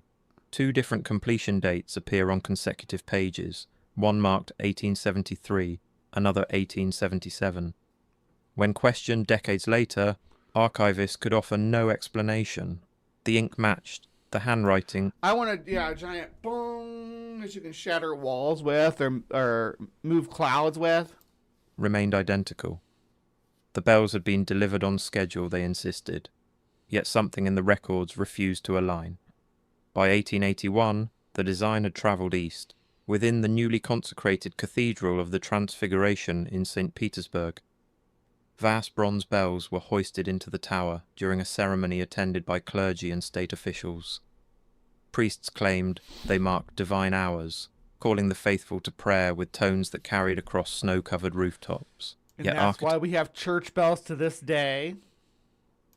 Architectural drawings discovered in 1929 reveal a peculiar feature. Metallic rods connecting each bell to the roof's copper dome, a detail absent from official construction plans. Visitors to the cathedral that winter spoke of a tingling in the chest when the bells rang during storms, as though the air itself grew charged. Snow fell heavily, dampening the city's usual clamour, except at the cathedral, where... I've done I could do a whole series on how much Tartaria I've covered, misinterpretations. How many episodes have I done with Tartaria so far? If you just look up the word Tartaria on my channel, there's 13 videos so far. So this is a popular topic. This is kind of taking the place of Flat Earth in the what I respond to is the most prevalent. I never really did respond to a lot of Flat Earth stuff, but I did respond to Flat Earth stuff, but nowhere near as much as I respond to Tartaria. But Tartaria can be Flat Earth too. It can be like everything. It's all of it. It's everything and all of it. It's the Great Flood, the Reset, the secret cabals, all the conspiracies wrapped into one. It's a wild ride. Echoes persisted long after the final toll. One deacon recorded his discomfort in a private journal. The sound does not fade as it should. It gathers, somehow, beneath the dome. The installation logbook, meticulously maintained for months, ends abruptly. Its final page is missing, torn cleanly from the binding. In the margin of the preceding entry, someone wrote in Cyrillic, "Completed as instructed, though not as designed." At the World's Columbian Exposition of 1893 in Chicago, the Great Columbian Chime stood as the centerpiece of the transportation building's acoustics display. Contemporary photographs show power cables running beneath the bell platform, coiled like black serpents against the... And then Tesla's like, no bells. I just my coils. The polished wood. Yet the official guide makes no mention of electricity, describing the exhibit only as a marvel of... You could shoehorn Yakub into Tartaria.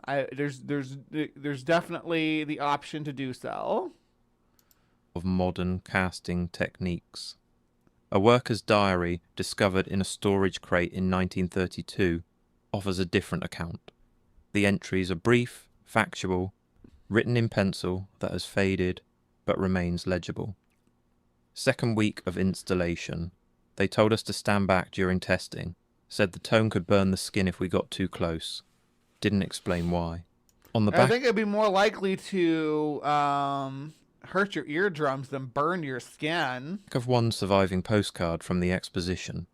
collectors noted a faint metallic dust pattern outlining the bell's contour, as if the image itself had been magnetized. When examined under magnification, the particles align in radial formations, spreading outward from the bell's crown. The exposition's removal Show, don't tell. records, typically exhaustive in their documentation of dismantled exhibits, end abruptly 2 months before the fair's official closure. The bell is never mentioned again. Following the exhibition in Kiev of 1896, museum records indicate that several bells were crated and shipped to destinations left unspecified. Inventory logs list their weight down to the kilogram, note their bronze composition with chemical precision, yet omit any mention of their foundry or intended use.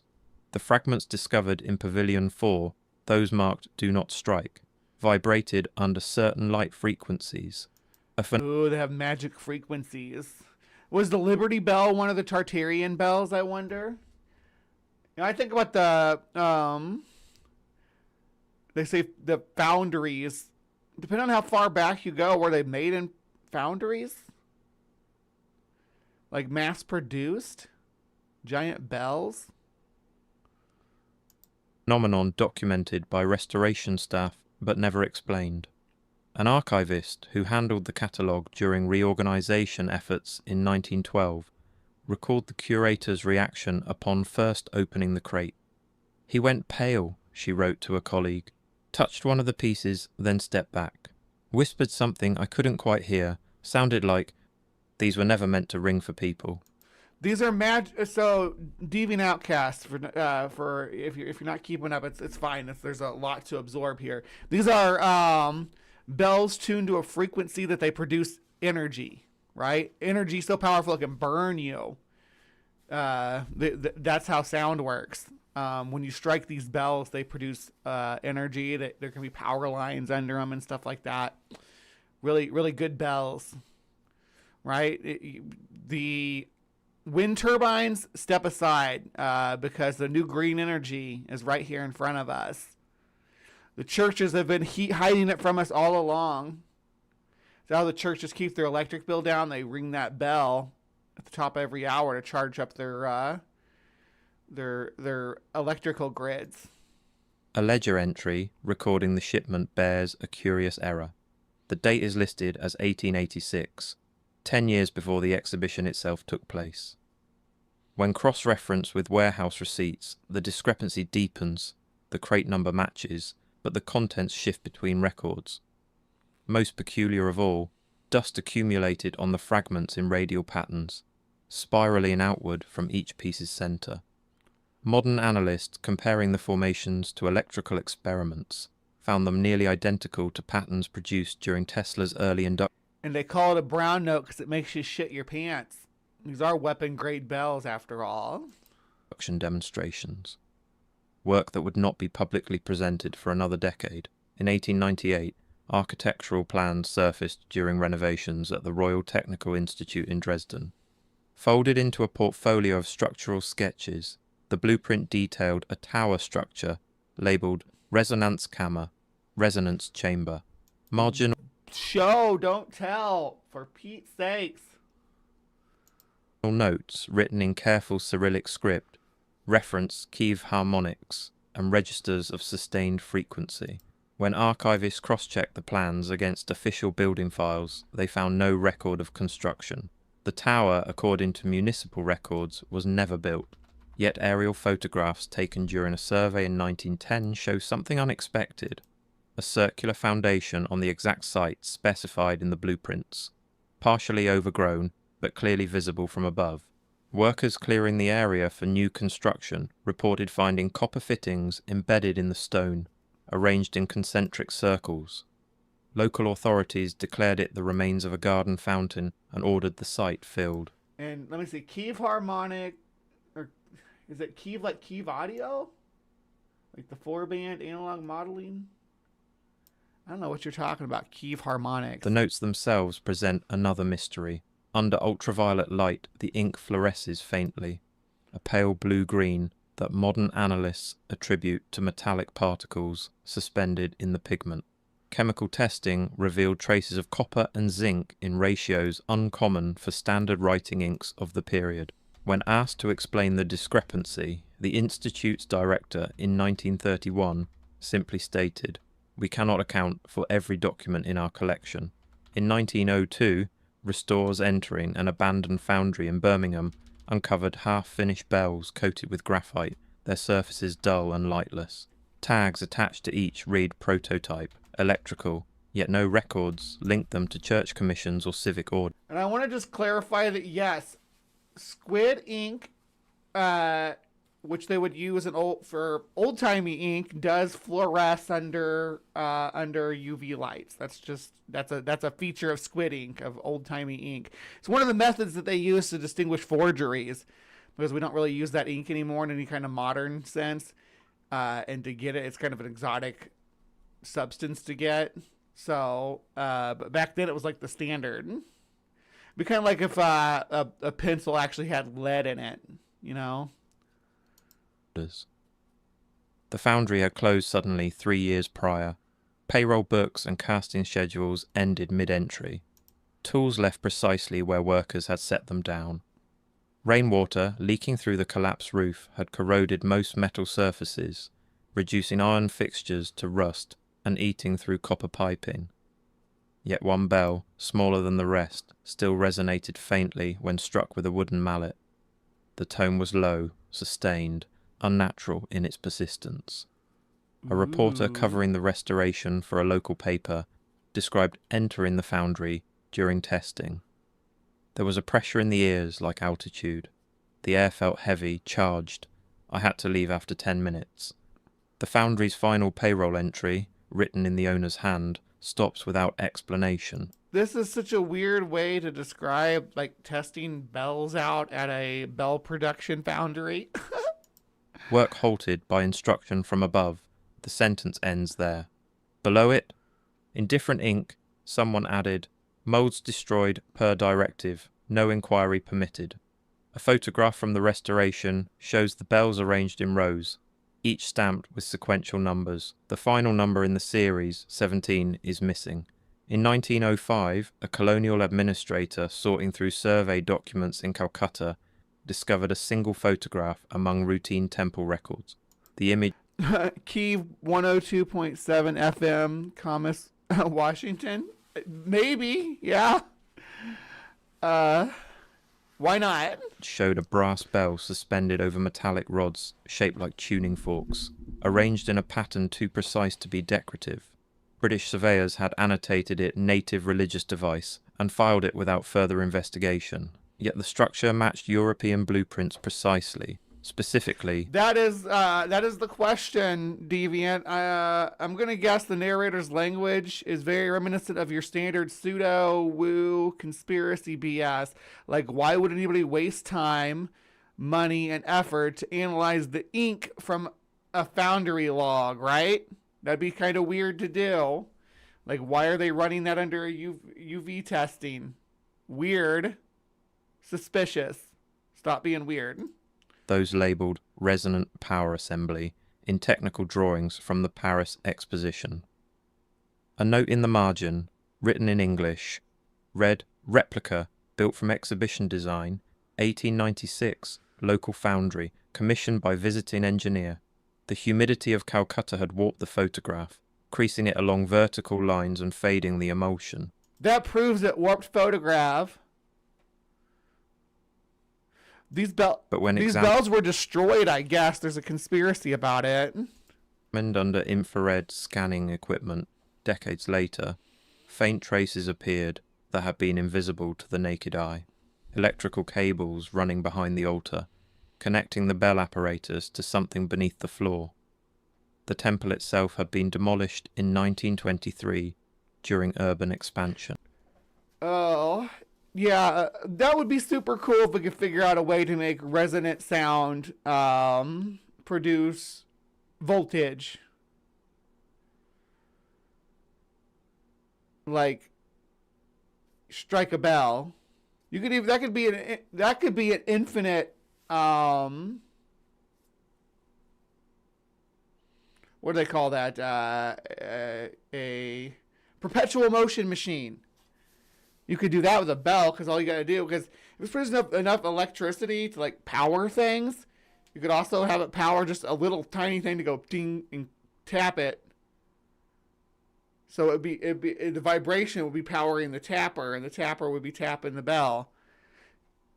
Because the way they're describing this, it'd be producing so much more energy than is being put into it. But that's a bell for you, right? It amplifies whatever you do. Perpetual motion machine run on bells. That's an idea. But even like church bells and stuff like, or not church bells, that's not what I'm thinking of. I'm thinking like cuckoo clocks and grandfather clocks. Even them, you gotta like wind it up. You can't like depend on it to produce its own momentum, even if it does produce sound.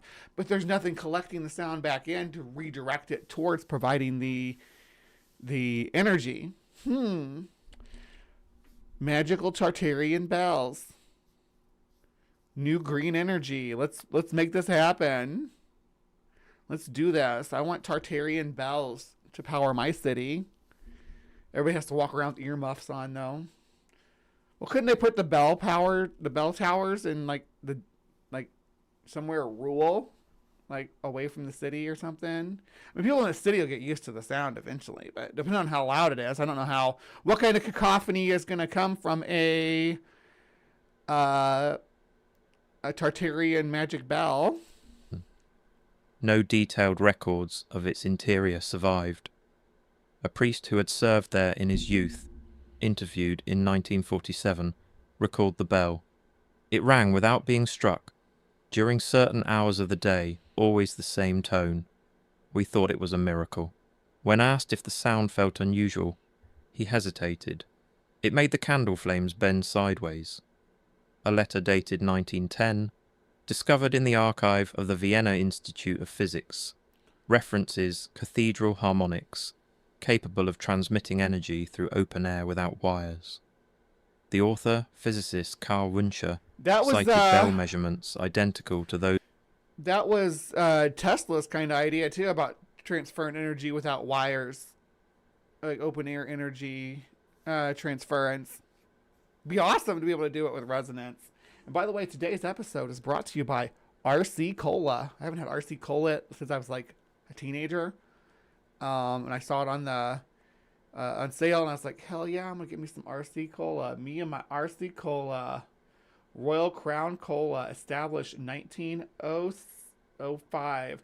So this recipe was made under the influence of the bells of Tartaria. Keep that in mind as I drink this. It was recorded in St. Petersburg and Kiev, down to the precise frequency of oscillation and the thickness of the bronze at specific points along each curve. His paper, titled Acoustic Transmission of Electrical Potential, was submitted for publication, but withdrawn before review. University records note only religious sensitivity as the reason, yet Wünscher's private sketches, preserved by a colleague, show something extraordinary: a map of Europe with bell tower locations marked as frequency nodes, their positions forming a network pattern remarkably similar to modern radio transmission maps. Each node corresponded to a city where the resonant bells had been installed. Lines connecting them followed ancient pilgrimage routes with uncanny accuracy. Yeah, running on nonsense is a good description. I think the issue is that to produce usable vibrations, the bell would be leveling buildings in small hilltops. Yeah, these are issues that we will have to deal with when the time comes. In one corner of the sketch, Wünscher wrote, "If the interval is maintained, the field persists indefinitely. Sound becomes structure." The sketches themselves exhibit an odd property. When touched, the paper vibrates faintly under candlelight, though whether this is due to air currents or something embedded in the material remains unclear. Laboratory tests conducted in 1968 detected trace ferromagnetic particles throughout the document. Ferromagnetic particles in a metal bell? Oh my, you don't say. I bet if you stuck a magnet to it, it would stick too. How deep does this rabbit hole go? Suggesting exposure to strong magnetic fields during or shortly after its creation. Winch's official biography omits any mention of acoustic research. In 1914, cartographers working for the Lisbon Observatory drafted a magnetic atlas of Europe, documenting variations in terrestrial magnetism across major cities. The chart showed subtle fluctuations, measured with precision. This is the 1900s. It's not that long ago. Were photography, electricity, radio, film. If there were a bunch of bells produced, shipped around the world, and weird things happening, there would be news articles and such, but weirdly none. So here's the thing, Deviant, and I know that you've spent your life studying ancient history, and you know the mainstream, the scientism version of history, but your construct of the way history unfolds totally ignores the Great Reset of 1776, and none of the technology that we have today is new.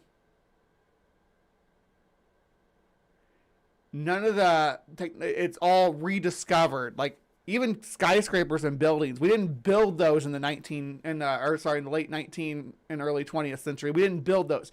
We dug those out of the mud flood, right? Like, if you're looking at Tartaria and the Tartaria conspiracy, you cannot trust any pictures older than maybe the 1970s. Anything else older than that is going to be fake, unless it shows something weird and then it's real. This is the way the Tartaria conspiracy works. Everything up until modern times, all the media that was available, it's all fabricated. It's not real. It's not like newspapers you see from the 1900s aren't necessarily real newspapers from the 1900s, right? Instruments and verified through multiple readings. When overlaid with historical maps showing bell tower locations, the resonance lines converged at points corresponding to medieval pilgrimage routes. Paths walked by people migrated along the electromagnetic currents, and we built bell towers at their convergent points.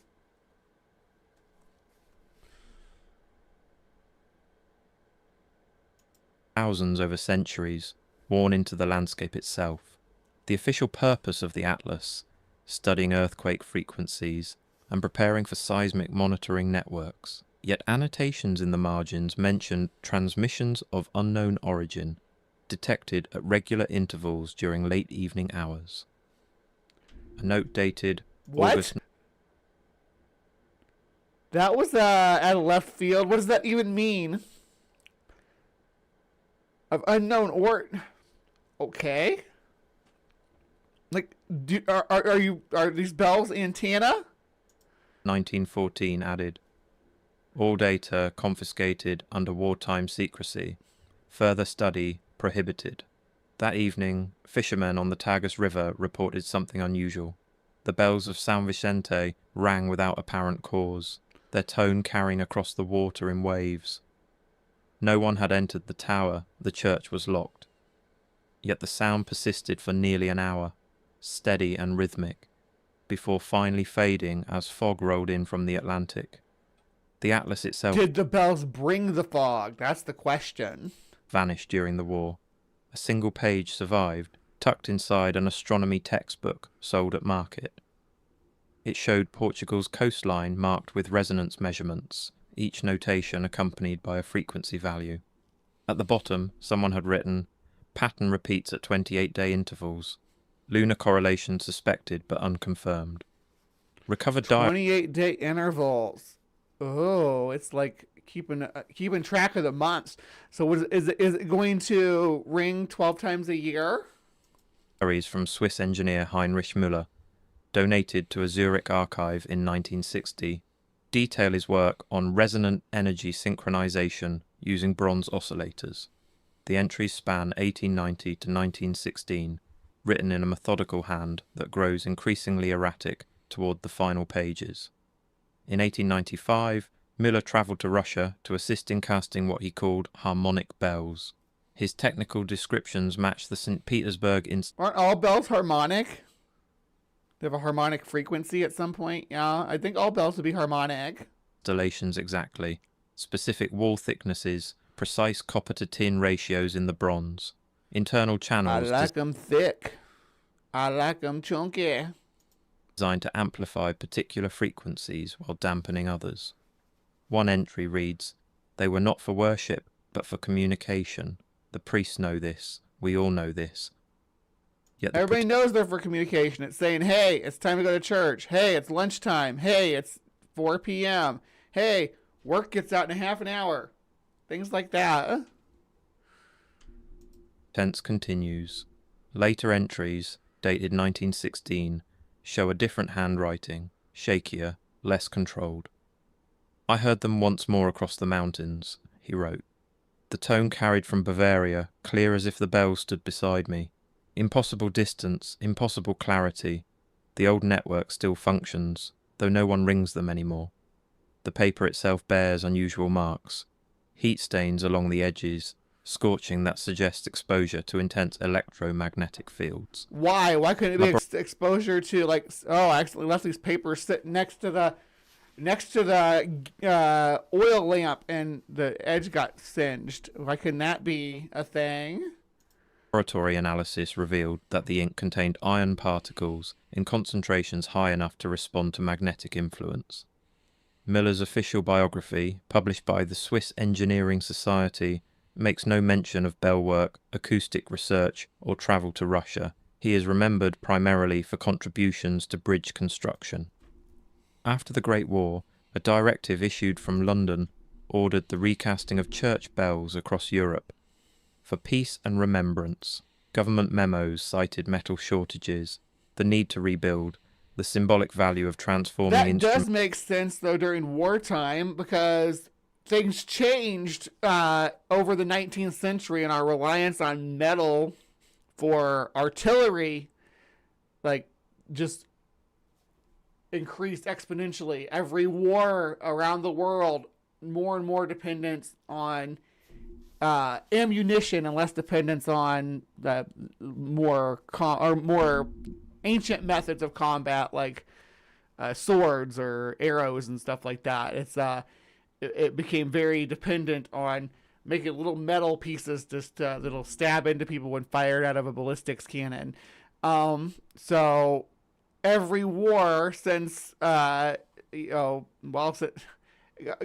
just really since the invention of the firearm has needed more and more and more metal per capita in order to continue fighting. And taking things like bells, which have a symbolic purpose, and really more and more less and less of a practical purpose as other means of communications became available through this time period, right? It was easy to take these old heavy metal bells and melt them down and extract the ores for manufacturing, and to replace the church bells with lighter bells made of more modern materials. That may not resonate the same, but they're lighter and easier to maintain and look prettier and things like that. Of war into instruments of faith. Yet inventory records show surplus reserves of bronze, far exceeding what churches required. Among the bells marked for recasting were those from the Kiev and St. Petersburg series, labelled in shipping manufacturing. Right, there's only specific ratios to make bronze. What are the ratios for bronze?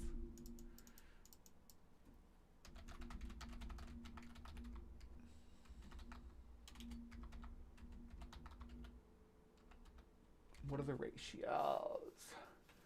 88% copper and 12% tin makes bronze. But other alloys that can be used, it can have up to 1% zinc. Or up to 26% tin for bell metal. So if they're making bells specifically, you do want a higher tin content than copper. manifest as obsolete resonance types. An inspector's report from 1920 warns of electrical interference patterns detected during testing, recommending immediate removal. The letter was filed, then pulled from records 2 years later. Only a catalogue reference remains. There is correlation between acoustics and electric frequencies. That's why you can pick up acoustic with electric frequency devices. Yeah. So it's not surprising that there would be a correlation there. I don't know why that's being treated like it's some kind of woo stuff. Yes, Europe was a war zone. A lot of infrastructure was completely destroyed. We rebuilt because, no one wants to live in a pile of rubble literally littered with body parts.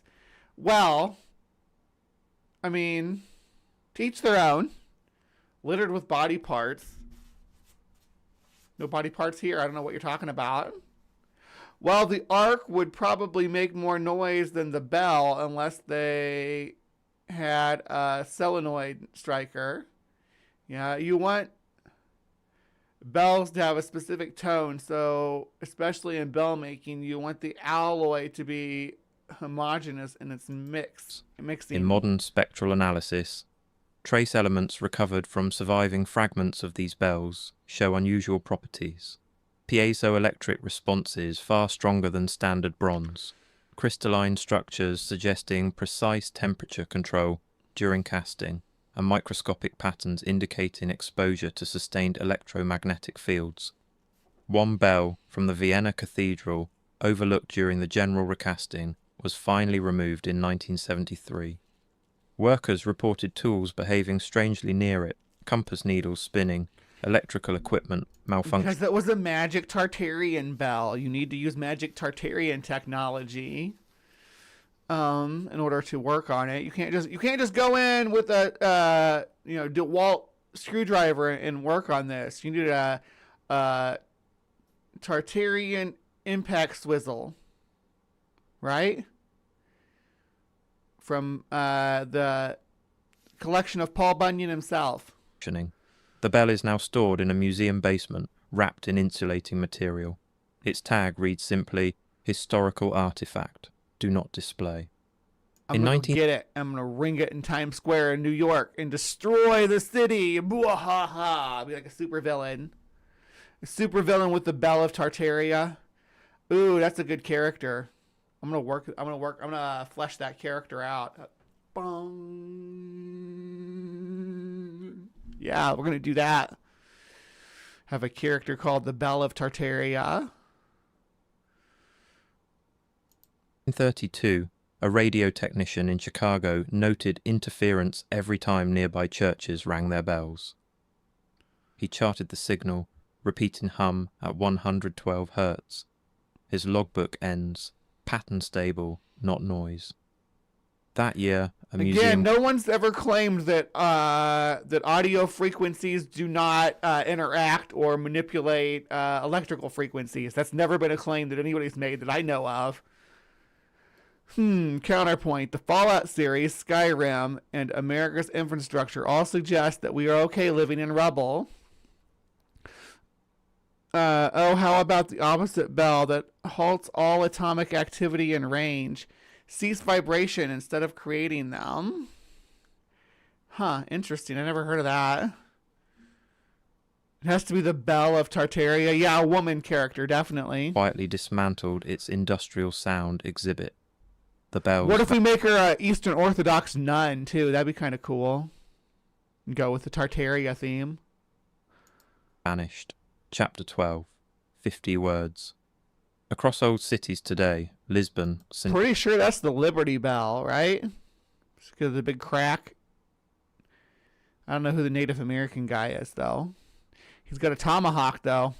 He's going to finish that bell off.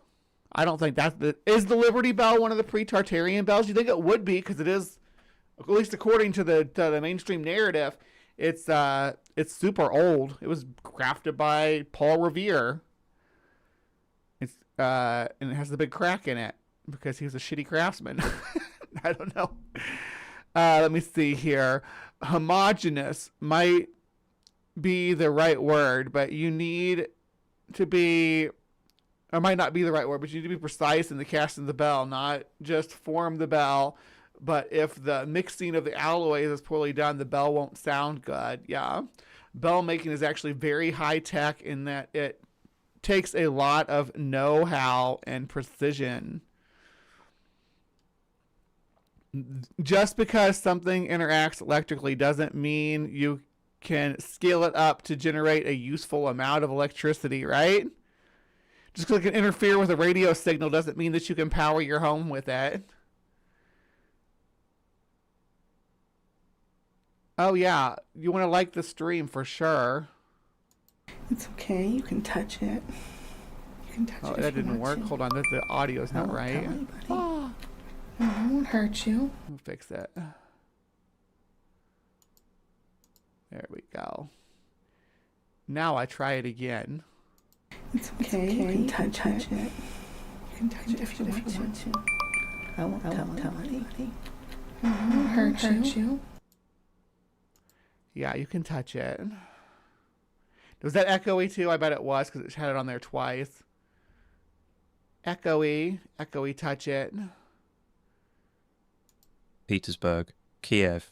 Sensors record low-frequency vibrations matching 19th century patterns, aligned exactly with historical... No, Bella Tartaria is on a team with Mudflood. And Mudflood's name is going to be Roger. But his superhero name is Mudflood. So you got the Bella Tartaria and Mudflood. We're creating our Tartaria Avengers. Avengers of Tartaria. Towers. When amplified, the tone resembles a deep harmonic pulse. Restoration experts claim it affects compass needles. The fragment from Pavilion 4 still hums under specific light, unexplained. Its frequency travels invisibly through glass, water, air, like memory refusing to fade. Refusing to fade. Ain't that just like a Tartaria to refuse to fade when you need it to fade? Here we go. Alright, so Tartaria Central, though. Oh, I guess I already had it pulled up right here. Is a fun place. So we got giants. You know, everybody loves some giants. That's just from 3 weeks ago. The real reason Tartarian doorways were built for 12-foot tall people. You got more on the bells, but these are super long videos too. Well, not super long, like a half an hour, but I need an hour to cover a half an hour video. The truth behind the global bell melting program, which explains why they destroyed. They're really into the bells here. This is the last couple months. Confiscating the bells, how the silence, the healing frequency of the old world bells. The real reason Tartaria, is that the one we just watched, had perfect frequencies. They were perfect. They had perfect frequencies for magic reasons. But in addition to covering bells of Tartaria, they got the global energy grid. Was it the global energy grid? Was it powered by bells though? And they got the reason why these buildings had spires. Obviously, it's so that they could absorb lightning and use that to power their cities. How the mud flood buried Tartaria's first floor. So, yeah, there's about 15 feet of mud flood covering the earth. So everything is everything's sticking out of it. And that's in 1908. Look at that. The real reason they repopulated our cities after the Great Reset. Got to repopulate them cities. Got to make them Cabbage Patch Babies. If you don't know what I'm talking about, we did an episode on Tartarian Cabbage Patch Babies and orphan trains. Got some orphan trains here. Sanatoriums. My grandma was in a sanatorium. That's where you go if you have tuberculosis. The real reason Tartarian orphanages were built like castles, like Hogwarts. Hogwarts is a Tartarian level castle, I guess. They just built giant staircases in the old world. Wonder why? Tartarian giants. The year the Smithsonian erased America's giants in 1902. Before that, everybody knew there was giants, right? Everybody knew. The truth behind the giant book of the old world. So yeah, there's giant tombs, but those couldn't have been made for regular people trying to record a lot of information in one place. Oh no, not at all. Roger Mudflood Featherstone, I love it. So what you're saying, Jason, is that me rubbing my ass against the wall to carpet when holding my phone won't charge it. It won't decharge it, though. You won't lose charge from doing that. So if you're doing that, there's no harm in it. Infrasonic bell sounds awesome. Once again, horrifyingly large. What part of the world are the bells from? All over. They were all over, and then they reclaimed them from all over.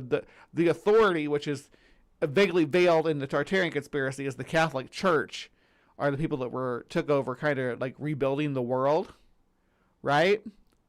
And that there were two vying powers, the Eastern Orthodox and then the Roman Catholics, on how to rebuild things. That's why that's why there's the mask slipped so much, because there was two authorities trying to rebuild the world in their image after the mud flood. Yeah, no, Tartarians don't have anything to do with the real Tartars at all. No, Tartaria was before the mud flood, the world didn't exist as we know it now, right? Like all the stuff that you hear back to the old to antiquity, when you're talking about Tartaria, you can forget all that. Before the reset, the world was run by one central power from a kingdom called Tartaria, which covered most of Asia and North America, and Europe. Yeah, they were widespread, a really powerful empire. I think like Atlantis level empire, and they were the most powerful empire in the world. And then the mud flood happened and wiped them out, and then the churches took over in the early 19th century.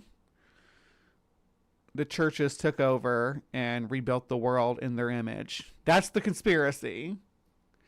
And there's all this secret hidden technology and information out there if you know where to look for it, in order to understand what the world was like before the reset. And after the reset, they had to do crazy things like cloning, using Cabbage Patch Baby technology, and raising babies in incubators and then sending them out in orphan trains to give them to the people, because the people right after the reset, because of the radiation, I don't know, but they weren't able to reproduce naturally. There's lots of conspiracies about why and how.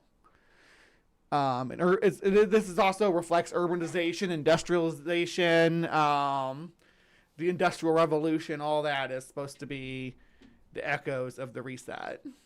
So, to give you an idea of the whole Tartaria ecosphere, so you understand a little better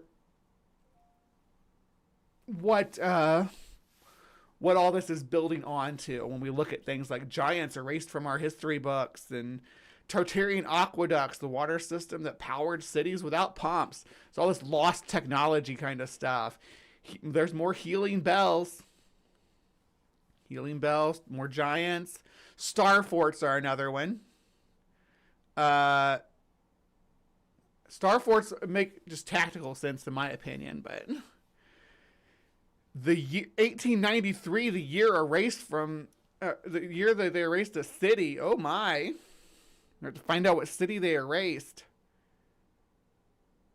The truth behind the Great Tartarian Reset. Yeah, that's the 1890. Oh, this is a different reset. Maybe there's been a newer reset that they've discovered. The real reason Tartaria's giant trees were cut down, and it shows Devil's Tower Monument, and I think, was that Wyoming? The truth behind Tartaria's tree avenues in programmed forests. The reason we have tree avenues like that is because they follow water lines. And then when humans interfere, they follow property lines. The Tartaria districts were flooded, buried, and forgotten. More bells. How the old world used bells as hidden technology. Man, there's a lot of bell stuff. The real reason, more bells. The real reason they built giant bells. The truth behind giant behind the bells of Tartaria, how Europe's old bells lost their healing tone, why old fairs look impossible.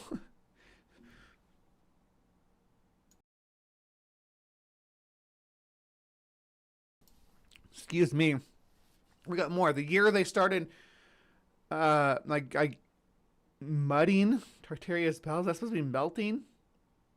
Tartaria's bells, the great silencing, why so many bells were cracked on purpose, how Tartaria tuned its cities, the hidden bell frequency grid, how old world cathedrals use sound to heal the human body, more bells, how the bells of Tartaria were confiscated, why Europe removed the most powerful bells. Ooh. I'm interested in that. In the winter of 1902, inside a dim annex of the Vienna Imperial Technical Museum, archivists preparing a minor exhibition discovered a crate whose label had been scraped clean. Dust settled on the wood like frost. Inside lay a single photograph, a bell tower in Pilsen, 1894, standing without its bell, yet the caption beneath insisted the bell had rung daily until 1901. No explanation, just a mismatch of dates, an empty frame where sound once lived. Official catalogues claimed the bell had been removed for acoustic modernization. Yet the accompanying blueprint absolutely ding dong. I'm adding a dynamo to my ultimate wheelbarrow. I don't think I have any socks that fit my ass, but I disagree about not decharging the phone. All the Googling for burn rashes and ointment. Oh, yeah. And draining the fudge out of my phone battery. Ew. So my parents aren't my parents. No, depending on when you were born, we're all descended from Cabbage Patch Kids. I'm especially descended from Cabbage Patch Kids. I was born in 1983 when the dolls became a big thing. Suddenly a lot more predisposed to this insanity. Because your parents. mechanisms no modernization would require. Spiral channels etched inside the bronze like resonant circuits.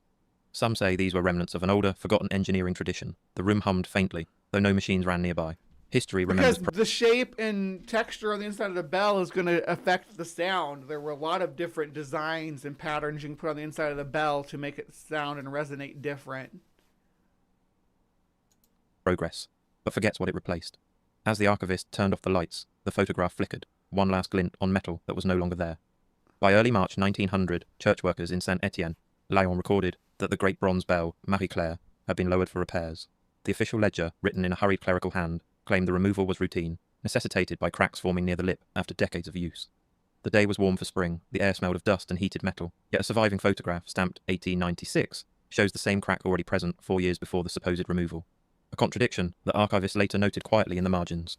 If crack existed earlier, why removal delayed? A machinist, Henri Duval, left a brief note. We were told the bell must be taken, even if it still rings. His uncertainty lingers like a faint vibration. Some researchers have speculated that these removals coincided with early urban electrification, though no ordinance connects them. The bell's final ring was never recorded, yet residents insisted they heard a low hum for days afterward. I see a The little tower doggy still stands face today, right there. strangely silent. Do y'all see a little doggy face right there? Pareidolia, or a seal maybe? Its interior metal brackets untouched since 1900. In October 1901, the Ministry of Culture in Dresden issued a technical directive requiring compliance checks for bell structures exceeding 1 metric ton.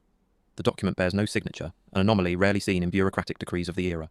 The pages smell faintly of graphite and old glue. An attached map of Saxony marked 17 bell towers with red circles, though no explanation is given for why these towers were targeted. Some towers had newer bells, others had stood for centuries. The criteria appear inconsistent. A clerk later testified in a private note, "We were instructed to mark towers with the older form. We understood this to mean the spiraled moulds, but no such classification appears in architectural textbooks." Outside, a cold mist settled over the Elbe, muffling sound. Well, they'd have to know what they're looking for, wouldn't they, to be able to remove the right bells? The bells destined for removal were said to ring strangely that autumn, slower, deeper, as if resonating with something beyond their own mass. Today, the same towers appear unusually reinforced, though no aftermath reports describe the modifications. The London Acoustic Society attempted a continent-wide census of ringing bells in February 1903, claiming purely academic interest. Their ledger lists over 4,000 bells, yet by the next printing in 1908, more than 600 entries had been crossed out with no explanation. The Society blamed municipal inaccuracies, though one internal letter suggests otherwise. Certain older bells are not to be surveyed again. Were they just checking their frequency and what frequency they rang out? What were they testing them for? to see if they worked. Comes from above. One entry from Prague, 1891, shows a sketch of a bell with narrow internal fluting, far more elaborate than traditional European casting. Experts say this fluting should weaken the bronze. Instead, travellers describe those bells as impossibly resonant. Some theories suggest these were remnants Well, of... maybe it makes them sound better, but thinning the walls makes them weaker and more susceptible to cracking over time, which is why a lot of these old bells cracked. Again, the Liberty Bell is the famous case. Oh, thank you, Tori. Tori's been with us for 3 months. Appreciate you. Industrial acoustic engineering. Though official historians dismiss the idea, the old hall where the census was conducted was demolished in 1964. Residents reported hearing metallic echoes in the rubble, even after the beams were removed. The census's disappearance marks the end of the official narrative and the beginning of its anomalies. In Krakow, a metalworker's archive dated July 1897 includes blueprints for a bell interior bearing, channels, and geometric indentations that resemble patterns used in electrical induction decades later. Official annotations claim they were experimental sound dampening ridges, yet their geometry aligns more with frequency modulation diagrams than with acoustic tradition. The Foundry Ledger notes that the bell cast from these plans was removed in 1902, just 5 years after installation. Reasons unknown. A surviving worker's remark, in shaky handwriting, reads... Maybe the design didn't work out. Foundries are always looking for ways to decrease cost and to speed up output and make more profit. So finding ways to make the bells thinner by adding patterns on the inside of them to cut away, trying to sculpt the resonance so they can continue to make the same level of audible vibrations, but with less material. Things like that were being innovated during. There's probably still people working on that. There's a whole science of it that we learned about last night on Ben's trivia show, which is campology, the study of bells and the sounds that they make. So there's like a whole discipline of science about this and why they did all this stuff and what they were trying to do and what these experimentations, these foundries were doing, what was meant to achieve is cost saving. Just capitalism, folks. Sometimes you think it's an evil cabal of powerful people working in the shadows in the background, but it turns out it's just capitalism. So many times. Rang like no bell we ever made. The vibration pressed on the chest. Hot summer air blurred the ink, leaving smudges like fading echoes. Modern researchers comparing the blueprint to contemporary designs found no precedent. Their shapes seem too intentional to be decorative, yet too subtle to serve mechanical purpose. Some say these channels could focus resonance. Perhaps why such bells drew unexplained attention from officials after 19... Yes, they focused resonance. They were trying to find ways to make the bells ring as loud by focusing the resonance, but using less material by putting grooves on the inside. When they make a groove, it takes that material out. That's less material. And when they put it in a cast, in a mold, it's less material that they have to inject. 100. The photograph discovered in Vienna, the empty tower in Pilsen, 1894, remains one of the earliest visual contradictions. The accompanying municipal report insists the bell was removed in 1901, yet the image predates the removal by 7 years. A curator recounted, either the date is wrong, or the tower was already silent long before the record admits. Cloudy skies cast soft shadows on the empty beam. No remnants of lifting equipment appear. No work logs survive. Some speculate the bell was removed covertly for analysis, possibly due to its unusual metallurgy, described in a traveller's notebook as bronze that glowed faintly at dawn. Chemical tests on similar era European bells show traces of tin, copper, and small amounts of antimony, but no surviving sample matches the alloy described in the Pilsen rumour. Today, the image zinc sometimes too.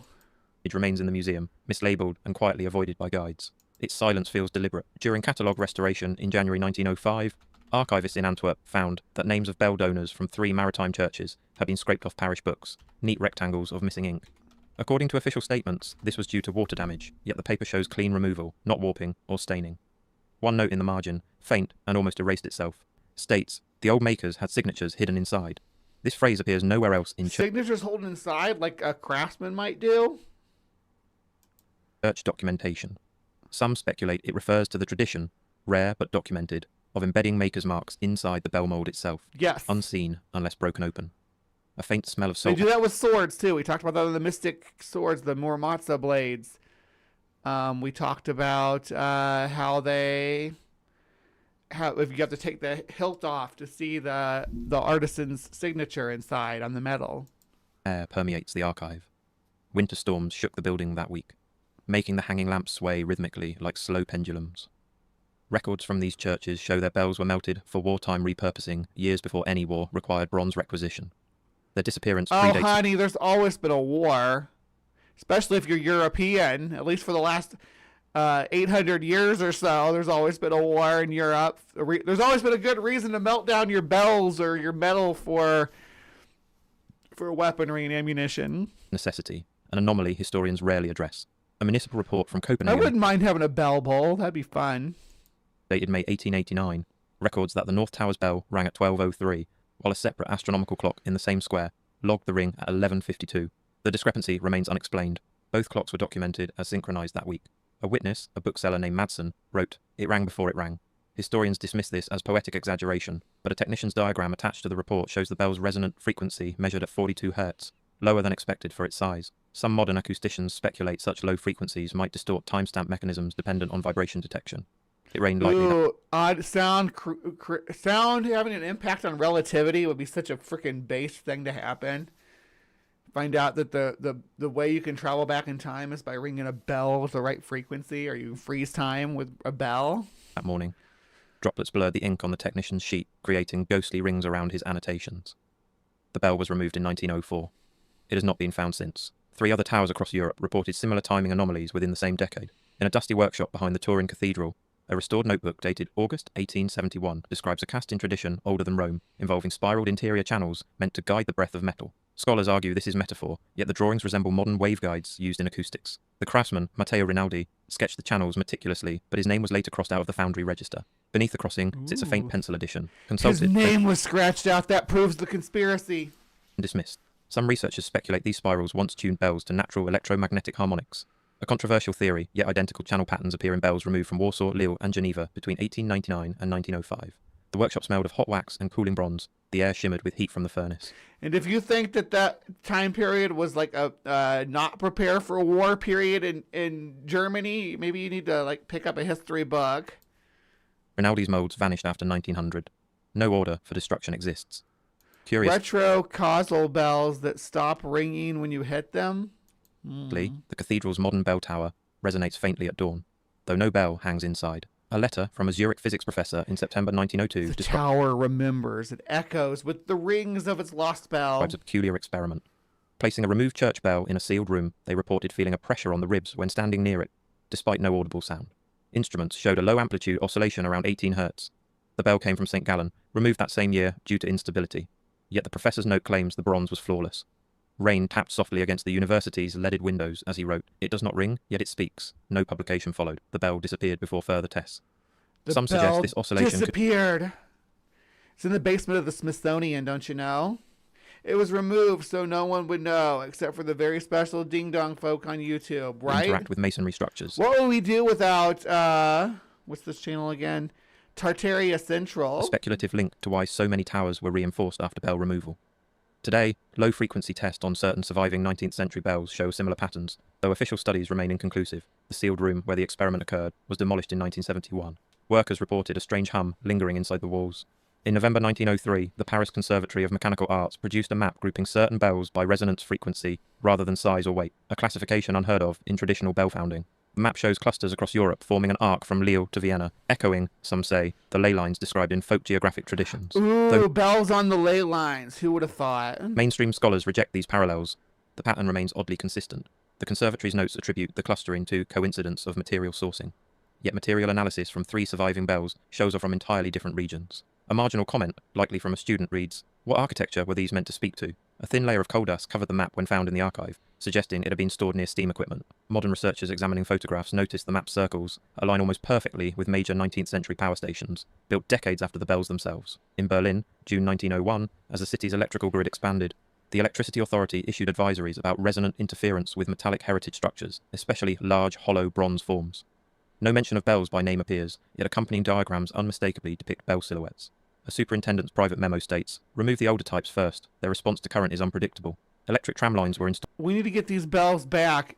We need to get them back up and ringing so that we can power the grid and raise Atlantis from the seafloor. That summer. Atlantis is they're the only ones who can help us restore the power of Tartaria. Residents reported certain bells vibrating faintly, even when not rung, particularly during humid evenings when the air thickened. Copper smelled strongly in the streets. Some physicists theorized that electromagnetic fields might have triggered low-frequency resonance in older bell designs, especially those with interior channels, but official reports attribute all anomalies to structural fatigue. By 1905, Most of Berlin's oldest bells had been melted down or quietly relocated. Few records describe where they went. According to wartime records, bells from across the Netherlands were smelted for munitions starting in 1915. Yet they were melted down to build the German infrastructure during the their Cultural Revolution that actually led up to World War I. Entry list from early January of that year, before large-scale requisition began, shows several bells marked as already processed. A factory worker later wrote anonymously, "Some bells came without paperwork. Older ones, we were told to bury the slag quietly. Snow fell that morning, muting the sound of the furnaces. The steam rose in slow spirals, echoing the spirals of the old moulds. The slag pit was paved over in the 1950s. Core samples taken decades later reveal unusually pure bronze near its centre, too pure for munitions-grade metal. Some suggest these bells were melted, not for war, but to erase evidence of their internal geometry, their unexplained resonant behaviour. Today, the industrial complex is gone. A business park... And you think no campologists have looked into the patterns inside of ancient bells to figure out how they made different sounds? There's a whole field of science that studies this, the resonance of bells. ...stands in its place, but maintenance workers report a faint metallic vibration under the pavement when trains pass. Today, a handful of unusually resonant 19th century bells remain scattered across Europe. In Brussels, a bell installed in 1888 rings with a harmonic that modern microphones pick up as a subtle secondary oscillation. In Lisbon, an old convent bell emits a strange aftertone lasting nearly 2 seconds, rare for its size. Tourists rarely notice. Locals simply say the bells have character. Some contemporary researchers... That's what it is. Literally, it's the bells have character, little quirks inside their shape that makes them unique. Even if they're smelted in a foundry, there's going to be some unique touch to them. They're not going to be exactly the same. I mean, the foundry tries to make them all as close as possible, but there's going to be little subtle things that are different. These leftover bells hint at a broader acoustic tradition, one not fully understood, perhaps intentionally lost. Their fluted interiors and anomalous frequencies appear in distant cities, following no known stylistic school. The same patterns erased from archives now echo faintly in stone courtyards at dusk. When restoration teams photograph these bells, a recurring visual artifact appears, faint flicker lines near the bronze surface, similar to early film static. Technicians blame lighting, archivists are less certain. A question lingers in the silence. If history remembers progress, who remembered the sound it replaced? All right, so that was, as promised per the polls, the bells of Tartaria. What do you guys think? Are they real? Did they ring? Did they alert the world to the power of the Tartarians? You tell me in the comments down below. Please remember to be kind. Take care. We'll see you next time. All right, live from the Hive audience. I'm going to take a quick little intermission, but we ain't got much time left. We got less than 10 minutes left before I boot you all over to Ben's. But I'm going to do a quick Breeze Bestiary after this little brief interlude, okay? So I'll be back with you in just a moment. Don't go anywhere. But we don't yet know whether the universe is open or closed. More than that, there are a few astronomers who doubt that the redshift of distant galaxies is due to the Doppler effect, who are skeptical about the expanding universe and the Big Bang. Perhaps our descendants will regard our present ignorance with as much sympathy as we feel to the ancients for not knowing whether the Earth went around the sun. If the general picture, however, of a Big Bang followed by an expanding universe is correct, what happened before that? Was the universe devoid of all matter and then the matter suddenly somehow created? How did that happen? In many cultures, the customary answer is that a god or gods created the universe out of nothing. But if we wish to pursue this question courageously, we must, of course, ask the next question. Where did God come from? If we decide that this is an unanswerable question, why not save a step and conclude that the origin of the universe is an unanswerable question? Or, if we say that God always existed, why not save a step and conclude that the universe always existed, that there's no need for a creation, it was always here? These are not easy questions. Cosmology brings us face to face with the deepest mysteries, with questions that were once treated only in religion and myth.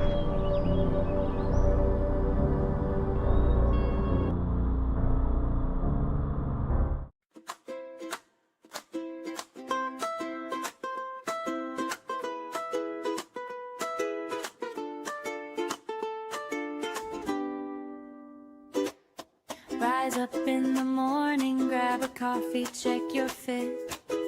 Hit the ground running, but try not to forget. There is a place where you can go to share some puppy hugs. Slow it down and listen in. Have some caffeine with your friends with Java and Jugs.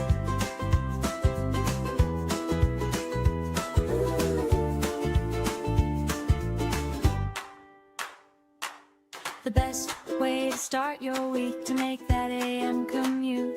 Have that hot cup in your hand and wearing something cute. And don't forget, girls, there is a place where you can go and bring your favorite mug. Slow it down and listen in. Have some caffeine with your friends with Java and Jugs.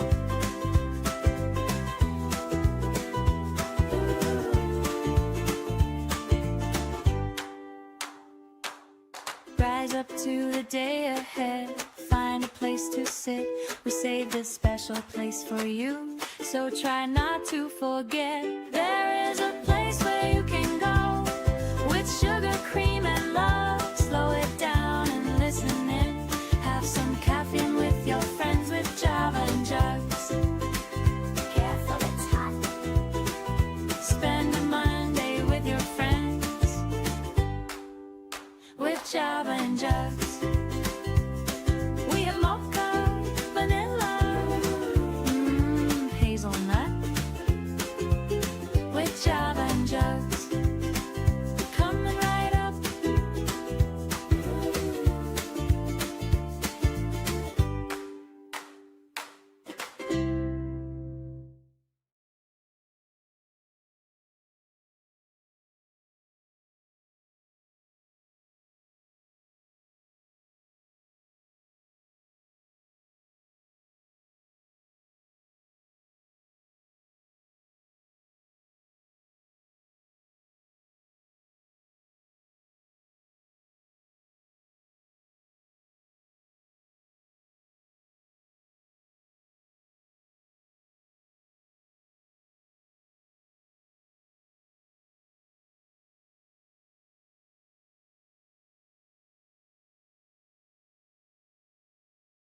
Oh, damn, I was sitting there going on and on. I'm muted, yeah. Sorry about that. Before I move too far into things, I do want to say I did not create that video, that intro video for the Java and Jugs intro. I edited it. I added a song, the one that you hear, and then I updated some information that was available on it. But I did not create it. That was Ryan, I believe. Ryan made that, so she should get all the credit for that. But welcome to Bree's Bestiary. We only have a couple minutes left to do this, but I only have a couple minutes of the topic to cover, so that works out just fine. So on Bree's Bestiary, we cover animals from around the world. But one of my favorite places for animals is this little island chain right here. And this little island chain, oh, hold on, let me close that, has so many cool, unique, endemic creatures. But one of my favorites is the world's only marine lizard. That's a lizard that lives in the ocean, for anybody who doesn't know what I mean by marine lizard. We're talking about, of course, the marine iguana.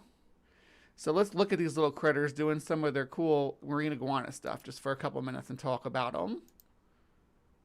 And I'm going to be apprehensive about the music. Oh, hold on. Evolution I think I can was use not this part, favorable. yeah. When Charles Darwin encountered the marine iguana on his visit to the Galapagos Islands, the father of evolution was not favorably impressed. He wrote, "It is a hideous-looking creature, of a dirty black color, stupid and sluggish in its movements."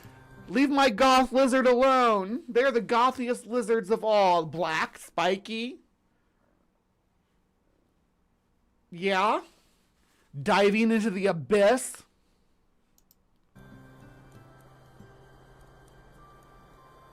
It probably didn't score any points with Darwin for its habit of projectile sneezing either. Oh, that's which is how the Gothy too. I projectile sneeze to defend myself. If some chud gets too close, I'll be like, sorry, I think I have COVID. marine iguana rids its body of salt from the ocean.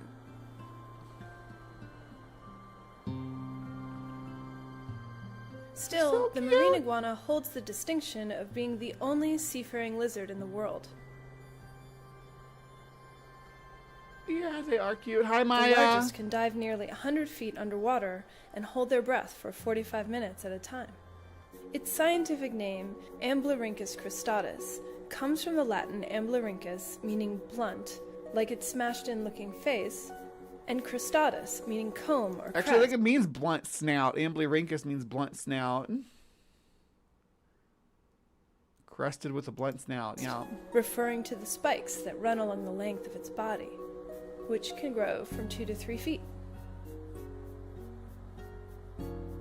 The marine iguana lives only on the Galapagos Islands of Ecuador, South America. Thanks for watching Wonder Science TV. Leave us your comments below, and don't forget to like, share, and subscribe. I like that. I'll subscribe, even though this was from 10 years ago, and I'll like it. Here we go.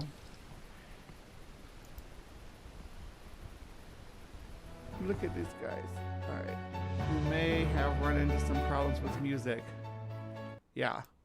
We're not gonna risk that epic music thing. All right. But just seeing how powerful they are when they swim with their tails. They're the gothiest lizards, and Charles Darwin can suck it. Look how cute that is. Look at that little guy munching on some greens. Him just eating salad.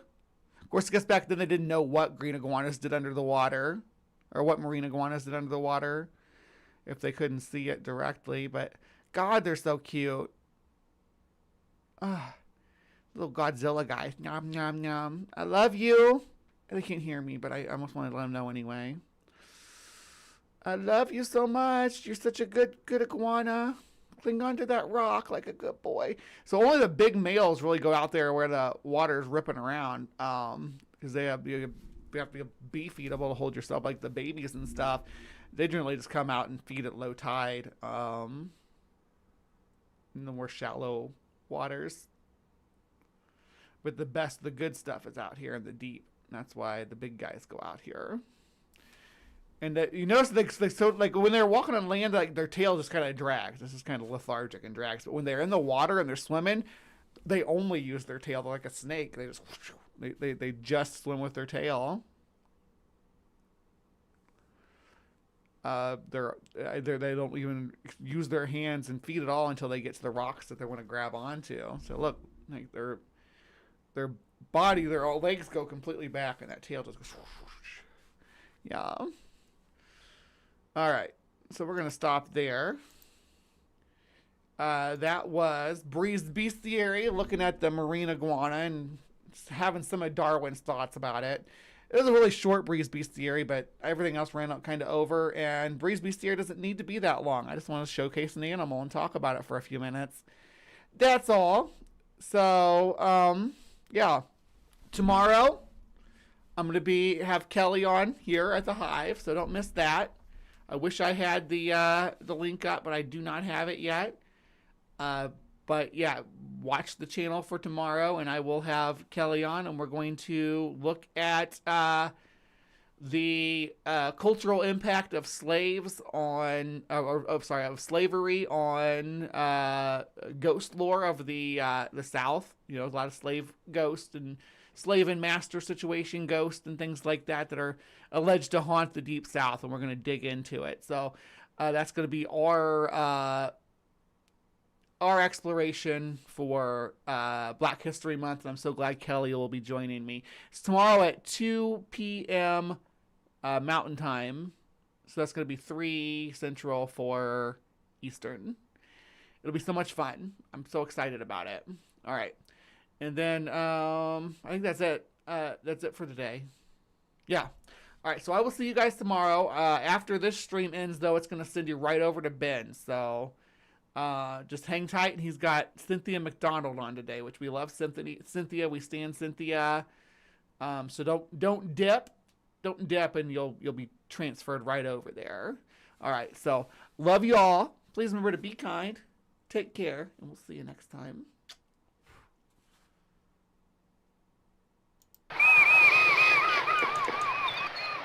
Oh, well, looky here. Another bird for me to tear to shreds. Ha, I love these stupid things. Well, let's go get him. You know, it's weird. I keep getting closer, but he's not getting any smaller. Huh, must be an optical illusion. What the hell is that on his face? An axe? Well, no, I wasn't looking at you. I was looking over there. What is that, a squirrel? Yeah, over there. Oh, yeah. Yeah, buddy, oh, no, I wasn't looking at you. Yeah. Go ahead there, eat up. Oh, yeah.